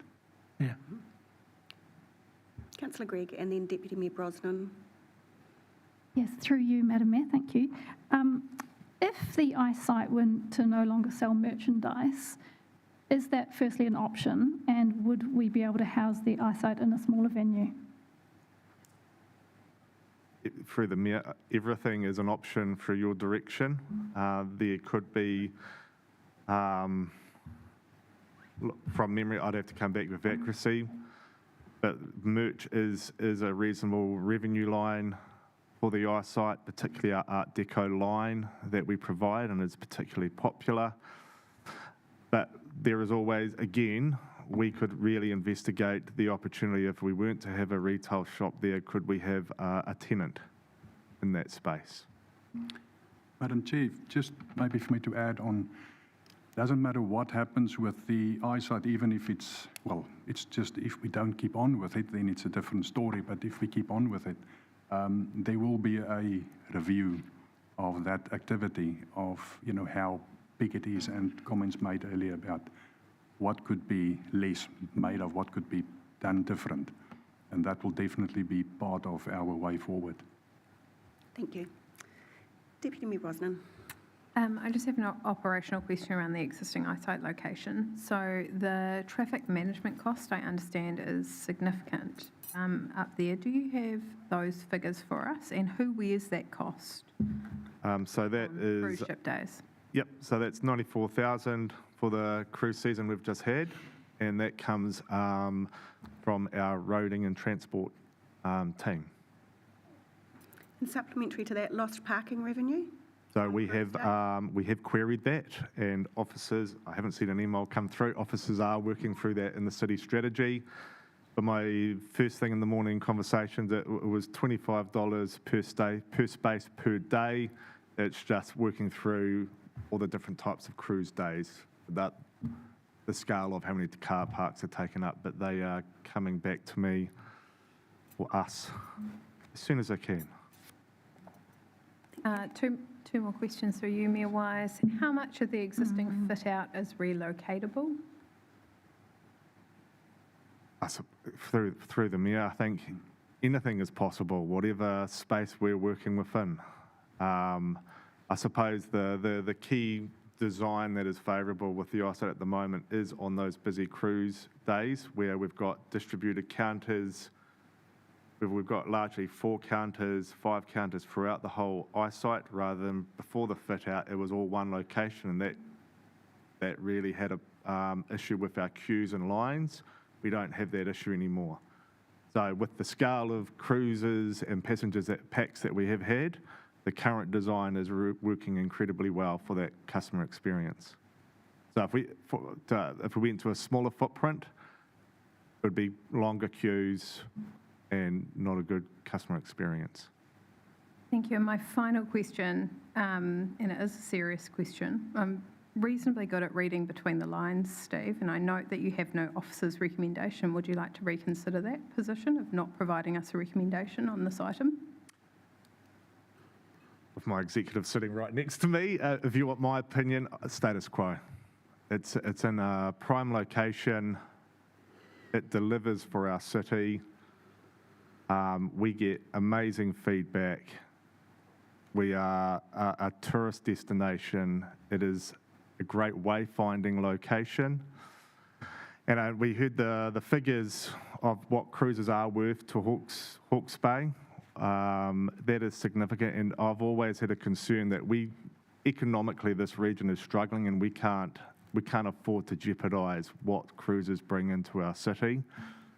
We make it easy. The customer experience is exceptional.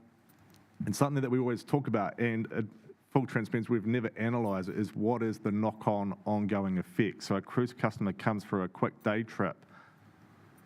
Do they come back? We have had anecdotal information that they come back for Art Deco weekends. They tell family and friends that economic value is significant. I think there is always efficiencies to be made in operations. There are always opportunities on revenue, opportunities with your instruction. I think it is prime location. It delivers for our city. And if we want to call ourselves a tourism city, I feel that we need our information centre front and centre. Thank you. Did I see a hand over the side? No. Councillor Gregg, then Councillor McGrath. Yes, thank you. Through the Mayor, just a quick question. Have we already had discussions with the Art Deco Trust about the possibility of moving the eyesight to them at Memorial Square or not? There has been a discussion, but on a very high level.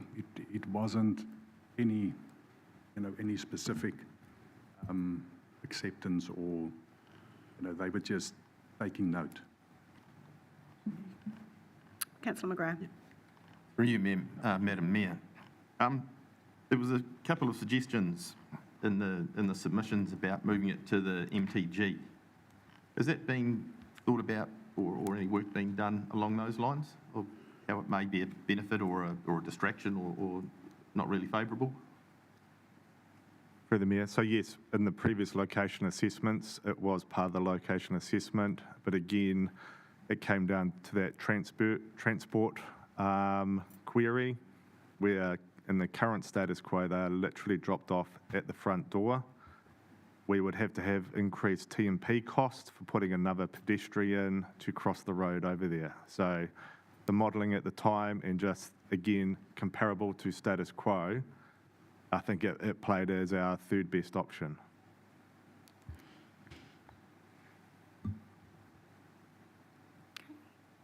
Any further questions? Councillor Brown. Yeah, just a simple admin one. Can you resend us the location assessment? I Certainly. just can't find it. Thanks. Certainly. Right. Moving on. Future of Pārtū Mini Golf. So this is a reasonably easy one.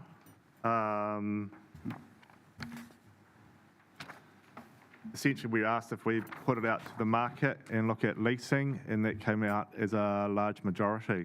So it's your direction to us to explore commercial leasing. Councillor Gregg. Yes, through you, Madam Mayor. Just a point of clarification. If Pātū Mini Golf was commercially leased to a third-party provider, would the lessor be required to keep it as a mini golf venue? Through the Mayor, that is part of the leasing negotiations. If, as a council, we strongly indicate this must remain as a Pātū Mini Golf, it will remain as a Pātū Mini Golf. Councillor Crown. Thank you, through you, Madam Mayor. This is a random question, but based on the submission from someone who shared yesterday, around the historical importance of our Pātū, I just wondered, I thought we should check, does it have a heritage status or what, like, yeah, I'm just curious to tease that out a little. Through the Mayor, so that question has come particularly with the wall. So again, I can come back to and 100% clarify, but my understanding is there is no heritage protection on any of the site there at Pātū Mini Golf. Okay. Because there was the discussion in the concept designs if we could remove that wall and push Pātū out to the footpath along the boundaries of as far as where Base Gate currently is, just to give us more room to play with. But I can come back to you, but my understanding is there is no protection on that wall.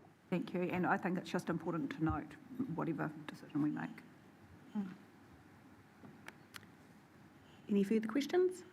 Councillor Mawson. Probably just a procedural one that if anyone can help, but I know that through some of the feasibility of and so forth, we're looking at that area and we looked at the potential to expand. I mean, are there any issues with any further land development there being a reserve and so forth? I mean, would we be able to enable the lessee to maybe expand that further, that Pātū? Or, you know, we're going into a reserve. I'm just wondering if we would help them be able to expand. But again, it's probably not a question for you to answer, more if someone else. Through the Mayor, so we have done some due diligence in that space. It's obviously reserve land. What is possible through the reserve land? Currently, those activities are on there as tourism and recreation activities. So whether that changes with a commercial provider in its entirety, again, it would have to go through regulatory and consenting. Thank you. Councillor Crystal. Through the Mayor, have you had any interest? Yes. Yes, we have. Councillor Simpson. Yeah, through you, Madam Mayor. This is a bit like the Visitor Information Centre. We have a valuable asset sitting there that's potentially underutilised. Have we explored operating the Pātū as a council venture beyond the hours that are currently 9:30 till 4:15 each day? Have we looked at utilising it longer periods, perhaps in the evenings? Have we missed a trick? In other words, we're handing it over to a commercial operator that's going to use every commercial advantage they can to operate it longer, generate revenue when the market demands, whereas at the moment we're stuck in an office 9 to 5 mentality. Are we missing a trick, or have we looked into those components of operating the site? Through the Mayor, so in the summer months we do extend the hours into the evening. Thank you. Yes. Any further questions? Okay. Future of the Faraday Museum of Technology. Thank you, gentlemen. Oh, well, Zunis will be staying. Thank you, councillors. And welcome to Elizabeth.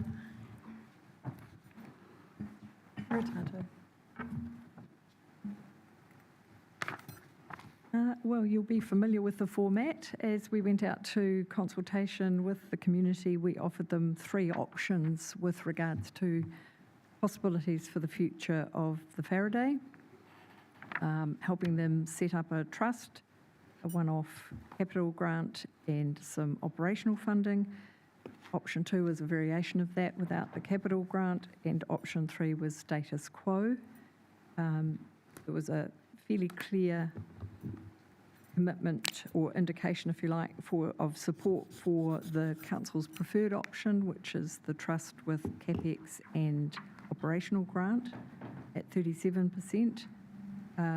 And if you combine that with the trust as the second choice, you move into the 62. So there was clearly support for going to a trust model over the status quo. So the recommendation at this point is to move to looking into the options for, or not options, but the steps that would be required to move it into a trust model. Thank you. Opening up for questions. Councillor Crystal. Through the Mayor.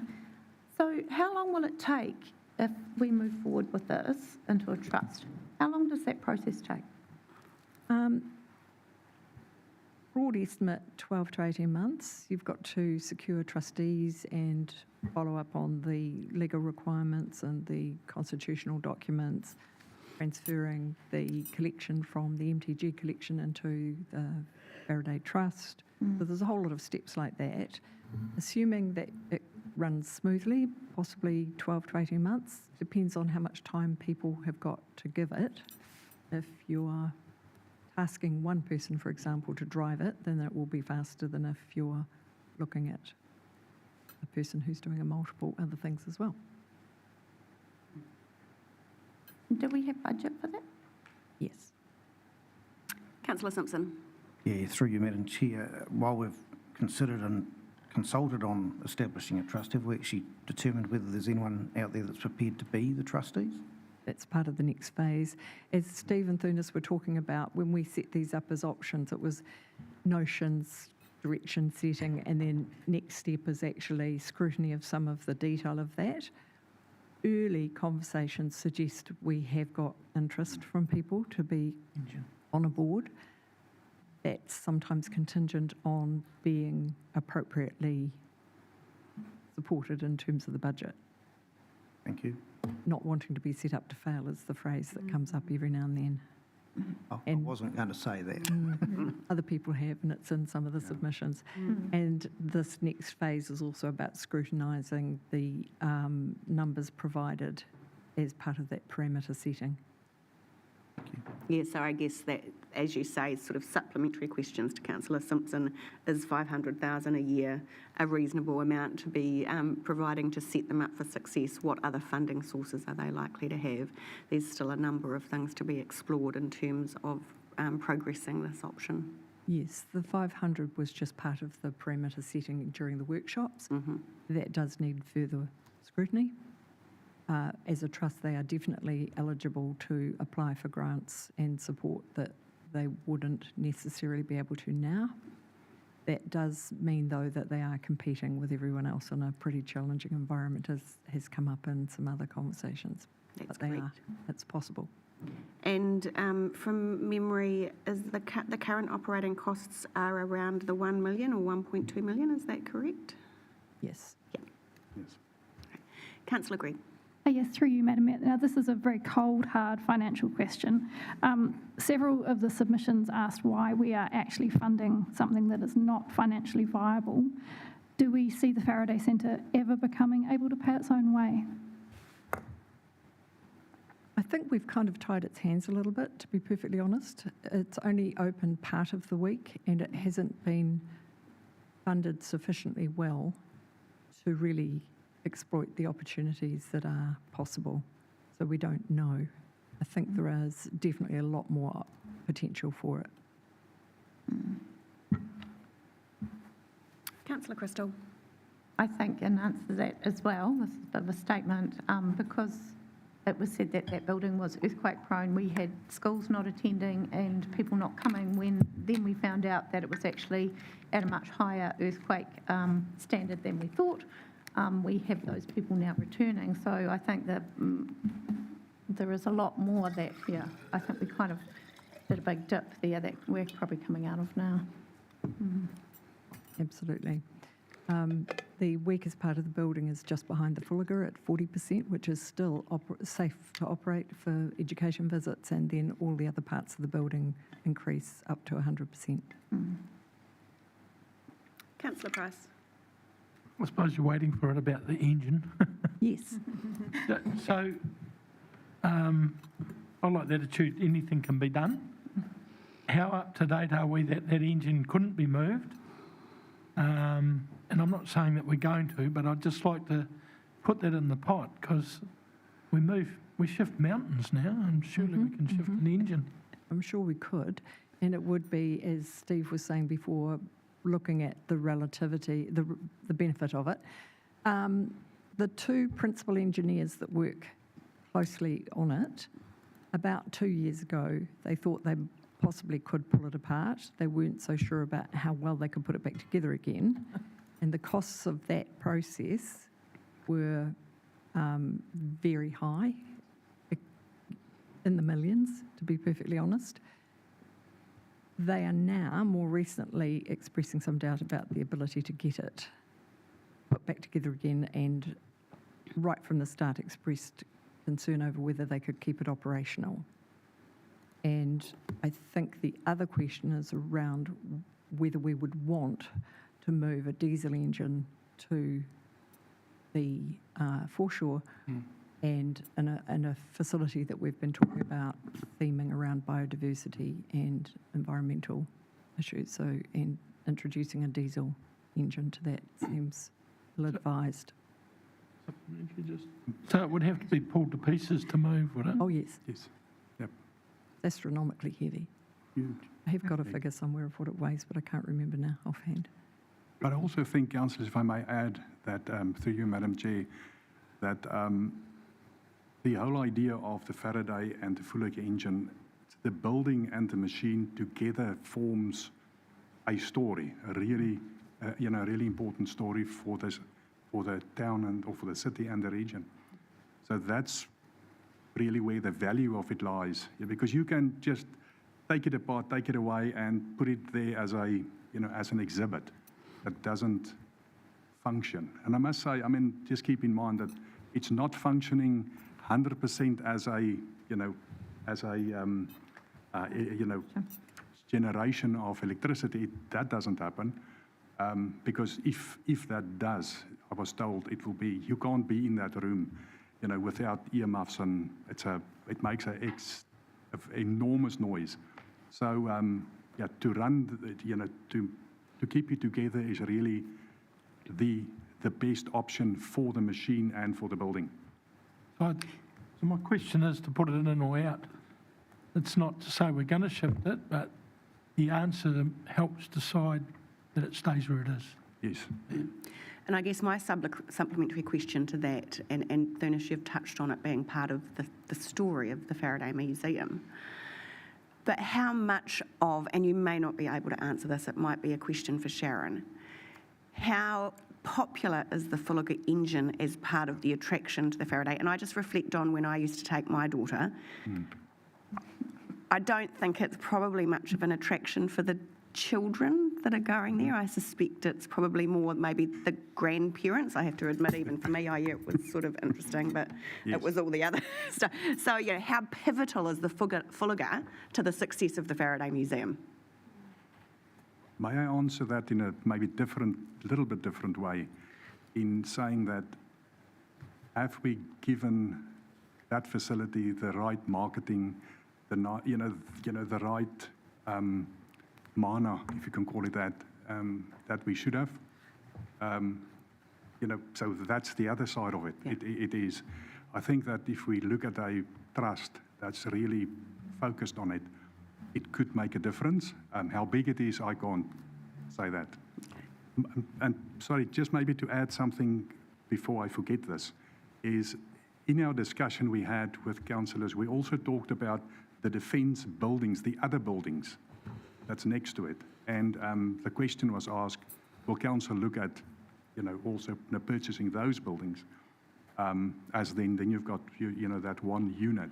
And the idea was then to possibly have the trust then also manage those buildings, and that's another form of income that they could be looking at. So I'm just wanting to mention that. Yeah. Councillor Gregg, then Councillor Crystal. Yes, through you, Madam Mayor. Thurnish, just on that note of marketing, what you mentioned before, quite a few of the submissions are telling us that the Faraday Centre is hard to find for tourists and for locals. Has there been any thought put into extra signage, say at Clive Square, for people walking that could just walk down to the Faraday Centre? That's something that could be part of the marketing plan. But also keep in mind, we also, with the purchasing of the building, we are also purchasing another 2.5 meters on the side of it so that there could be more parking. Because that's part of the problem, is that if you try and get parking, you have to park quite far away to then walk there, depending how busy it is. I was just thinking more of people walking. But I think you do raise a good point. It would be, once Deco goes into Clive Square, it's a nice in-between spot as well for people breaking a journey, moving around the city. Sorry, before we move to you, Councillor Crystal. So, Thunis, just, yes, there has been conversation about purchasing the building, which is coming out of a reserve if we were to do that. And then that would therefore lead to the $1 million being invested in the building. Is that correct? The 1 million, the understanding is that that will be used in the Faraday building, the existing building. Yes, yes. To upgrade the experience within the building. Because as owner, we will be looking at, at fixing the leaks and getting the rest of the building up to a good standard. To then be leased by the trust. Yes. Okay. Councillor Crystal. Just going back one step to a little bit into the history, the Fullaga engine is the story of the building, and that story is told by the Art Deco Trust. It's told about the earthquake, how it kept running and powered the city. So it is a big part of the selling and marketing of the Faraday Centre as part of our whole earthquake, Art Deco, Napier's story. So that's how I see it, number one. Number two, parking is an issue, and a lot of people have talked about that, and I think that's something we really need to look into. There's an old dirt lot across the road that is quite hard to park in, and you go over a few curbs to get there. So, apart from on the street. So again, that's something that I think that's quite important. Absolutely. And the significance report that we had done that you've had copies of talk about the importance of that site, the Fullaga, as well as the fact that it was a combination of electricity and tram location that makes it unique in New Zealand.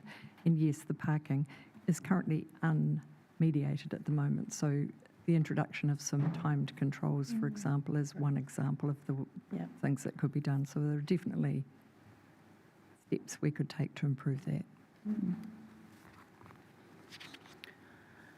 Any further questions on the Faraday? Okay. Moving into the proposed interim closure of Napier. Councillor Crown. Sorry, Madam Mayor. It's not specifically about the Faraday Centre, but I wondered if I could ask a couple of questions about the facilities review aspect, since the things that we've just spoken about are facilities review. And these have come out of submissions, and I'm not sure who's the right person to answer them, so I'll just throw them out there and see who catches them. So there were a number of comments around the difficulty in finding information about our facilities review. And when I use the search function on our website to look, I looked for reimagine process, I looked for facilities review. There was nothing forthcoming. I understand that we have another website set up, say at Napier, where we direct people to specifically for consultation. But I also note that on our main website, we've got, information about projects that are underway, etc. And I wondered why, or if I'm looking at how can we direct people to information about these things in a easy and clear, providing them with some clear information on it. So. Madam Chair, I'm going to ask Steve to an update. Kia ora, it's working out. I suppose further to my earlier point, the options we put to the community are concepts. It's way too early to class them as a project. That's why we have not done such a thing like all our other projects. It's too early in the piece. They are concept options. There's as we've all realised and understand, there is not the detail of the content to hang a certain project yet on them. Thank you, Steve. I think that, that's a point well made. my response to that is that if we are going to be putting concepts out to our community, I would hope that we would learn from these kinds of experience that having, even if it's a duplicate information that is already on, say, at Napier, it would be worthwhile to have that information available on our website too, so that our community have easy access to it. The other aspect as well, I think, and it's a joined up approach to information being available. I worked with a number of community members who were looking at putting together submissions, and connecting up the financial information, even by those with good financial background and knowledge and skill, against some of the concepts that we put out, and maybe this is just a note for the future type thing, but it was very difficult for people to be able to connect the dots, especially when they found it difficult to find written information about the concept too to marry it up with. So I think that that's something that we need to be aware of for the future, that we're making our information as clear as possible for people, and that the access is as simple as possible also, so that they feel that we're increasing trust in the information that we are providing to our community when we're asking for their direction and, I suppose, their buy-in on particular things too. So those are just things that I wanted to note, specifically about the facilities reviews. They seem to be the things that people struggled with the most. Thank you. Okay. Moving to the proposed interim closure of Napier Library. Madam Chair, this was a proposal that came up when Council asked us, do we have any other options to make any savings? And the idea was that we had the interim closure of the library anyway, 6 months out of the Tiaka opening. And the idea was then put forward to look at closing the Napier Library. And we did put, so we've done that and gone out to the public, and they've come back, the public has come back with a very specific and a very definite, 67% of that we should stick with, don't close Napier Library just yet. And so I want to leave it there for Council to ask questions or go from there. Thank you, Thunis. And we have obviously also requested some other options be looked at in the lead up to today's deliberations in light of the support that we got for retaining the Napier Library open, which councillors have the information around reduced hours of operation for Napier and retention of it open. So I will open up for questions based both on what we've heard through submissions, the current recommendation, and any other questions you might have with regards to other options that are available to us. So I'll do Councillor Bogue, then Councillor Crystal. Thank you, through you, Madam Mayor. Just a question about how much the Napier Library is open. When we talk about, people talked about keeping it open, or did they mean the current state? I understand that it has been closed without actually coming back to us about that, just in the last couple of months on 1 day a week. How many days? Sorry, I'm going to interrupt there, Councillor Bogue. We were advised as elected members that the library was closing temporarily on Saturdays due to resourcing issues. So we were notified and involved sure in we that. were notified, but we didn't actually vote on it or anything like that. Well, no, because it was an operational matter. So how often is it open now? And are people, in answering that question, do they mean 7 days a week or 6 or 5? What do you think? The usual hours are 6 days a week, closed Sunday. It's closed on Saturday, as the Mayor has said recently, owing to staff shortages. As to how many days a week, some of that has been discussed with submissions yesterday, where we were asking people would they accept less days. In general, people were saying less days is better than none. and then it would be a matter of how many. And then how many is a matter of funding and staffing and getting that balance across Napier and Taradale. Councillor Crystal. And just following on from that, you obviously have come to us with some ideas, but have you looked at that, at what days, if we did continue to stay open for 4 or 5 days? We asked pretty much every submitter that spoke to us, and like a 1 day on the weekend was very popular, especially for working parents. Do we have that ability and staffing to do that? Yes. We've modelled 4 scenarios that are reasonably different to give you a bit of an option. Some variations on that would require some more modelling because of the complex rostering that Nicola does to get people across both sites. We've included the days of opening as part of that option so that you can see where they're Monday to Sunday or Tuesday to Sunday, those sorts of things. So mostly that does include a weekend day and variations of 3 to 4 to 7 days. So we can vary those.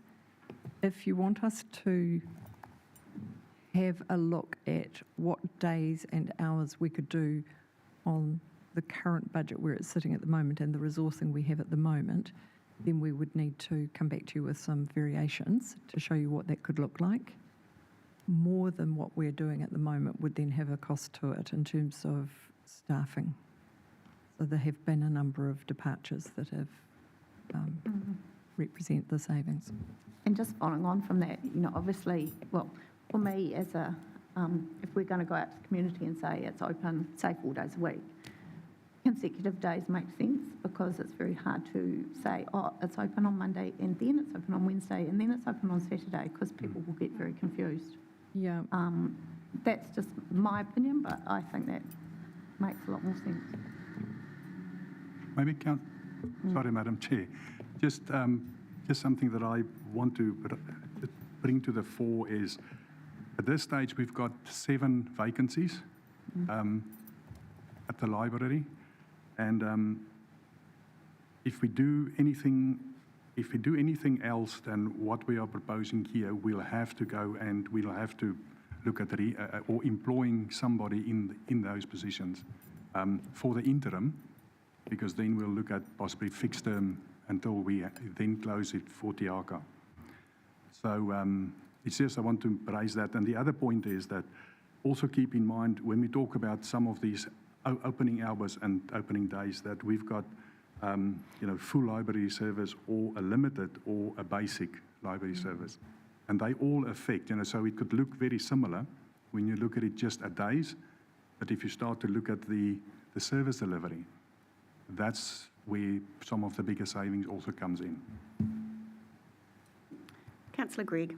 Yes, through you, Madam Mayor. Yeah, you kind of just answered that question, but just to clarify, is it an option to re-recruit some staff so we could stay open on Saturdays, given that Saturdays are very important for young families and the elderly?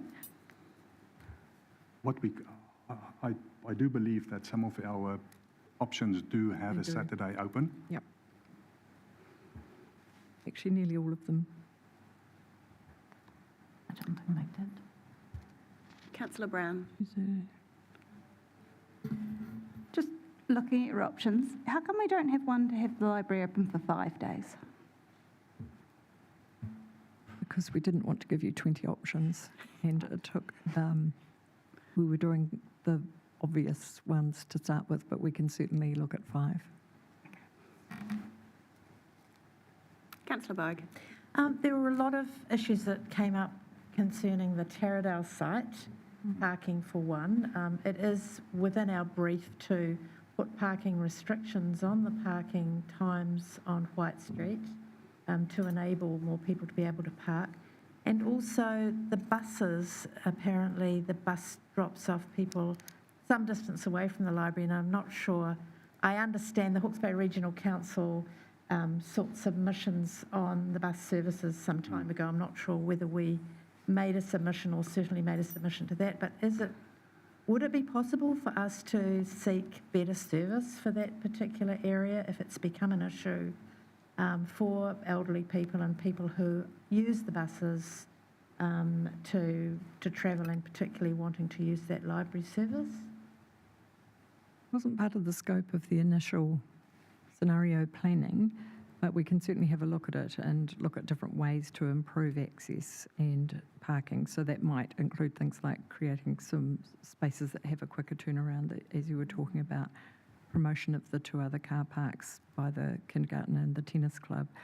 If we expanded the car park, that would mean taking up reserve space, which requires consultation with neighbours, and the original consenting process built quite restrictive uses to it. So that would be a whole other piece of work to be done.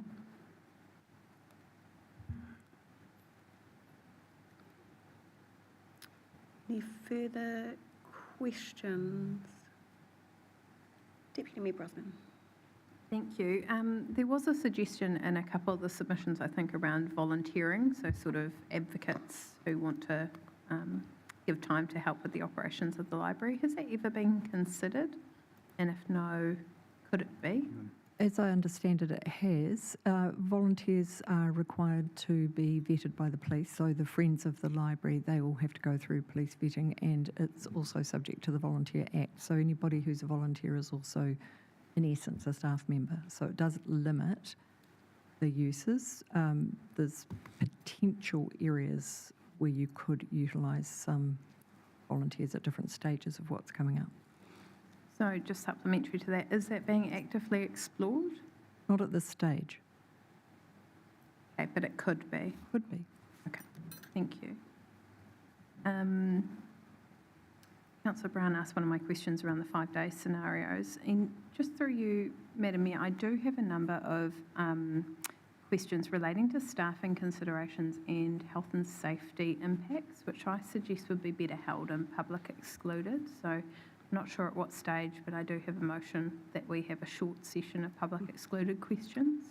Very happy to do that. We'll just check that there's no further questions in open. Councillor Gregg. Yes, through you, Madam Mayor. Just on the security issue, some submissions were suggesting Napier Assist could be used to help out with security. Has that been considered? We've always used Napier Assist as part of the process.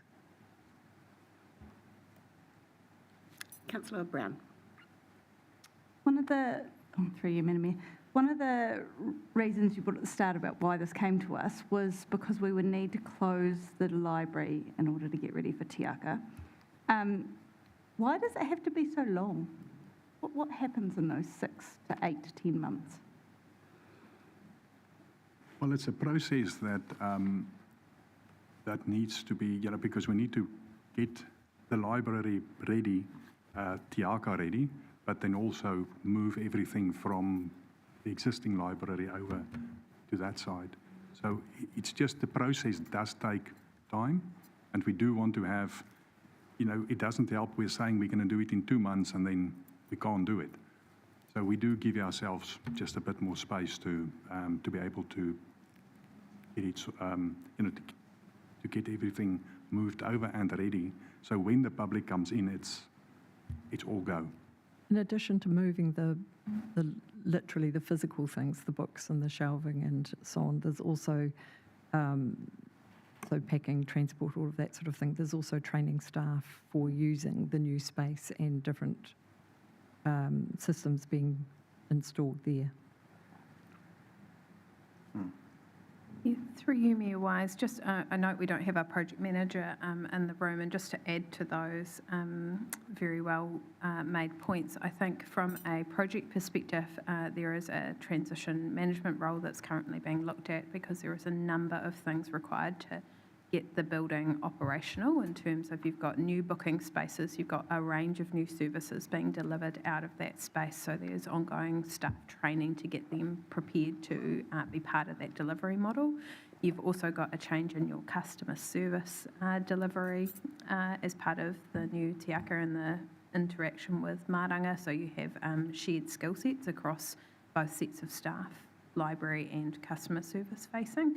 So there's a range of transitional requirements, and it hasn't fully been scoped, which is why I think you've seen a range of different timeframes. It was in the project plan, I think initially 8 months of transitional work to be prepared to operate on day one of the new facility. And I've heard there's a bit of resistance about us hiring more staff because we'll need different staff at the new library. I can't quite understand that line of thinking, that we've got 2 libraries and sure the building is a different size and shape, but wouldn't the skill sets be quite similar? We're partway through a process where we're examining that, what kinds of skill sets that exist now map directly onto the new shape. As Deputy Mayor Brosnan has just talked about, we're looking at some different spaces and do we need some different skill sets to support how those spaces are used. Mostly it would look very similar. Supplementary. So if we were to suggest that we keep it at the status quo, obviously we're saying we don't operationally have the right number of staff at the moment and we'd have to rehire staff, or not rehire, we'd have to hire new staff. Would we be able to hire people who would have the skill set for what we need now and into the future? Like there wouldn't be any cost to that or opportunity cost? It depends on completion of the process of the staff profile assessment that we're partway through and how fast that can be done and whether we can actually kind of do the 2 things simultaneously. So just for clarification, yes, we could probably streamline it, but there would be a delay in reopening, 6 days a week. Okay. Through you, Mayor Wise, I'm just slightly cautious, I think, about that takeaway message because there is still a piece of transition work that is not being done for the new facility. So I think there is quite a gap. Rather than weeks, you're talking quite a gap, and that's where I see some uncertainty. So I just want to not leave you with the impression that it would be a short gap, is my understanding of the way the project staging. Can we get an idea of timeframes? Because my idea of short might be different to yours. I think what complicates it through you, Mayor Wise, is that it is also influenced by the restructuring process that is going on at the moment and around when roles can be appointed and how those roles sit. And can I say that part of this discussion is part of what I think needs to be held in public excluded is there is a very small pool of staff affected by this and we are at risk of talking, I think, about individuals or potentially feeling like they are being individually talked about because it is such a small pool of staff that I believe this line of questioning is better held to protect the privacy of natural persons in public excluded. So on that note, unless we have any other questions, then I will ask for a mover and seconder to move us into public excluded. Thank you, Mayor Wise. I'd like to move that we hold a short public excluded session of questions with the officers for the reasons set out under section 7(2)A and D of the Local Government Official Information Meeting Acts, being to protect the privacy of natural persons and avoid prejudice to measures protecting health and safety of members of the public. Thank you. I'm happy to second that, and we will get that wording through to you, Gemma, for the minutes.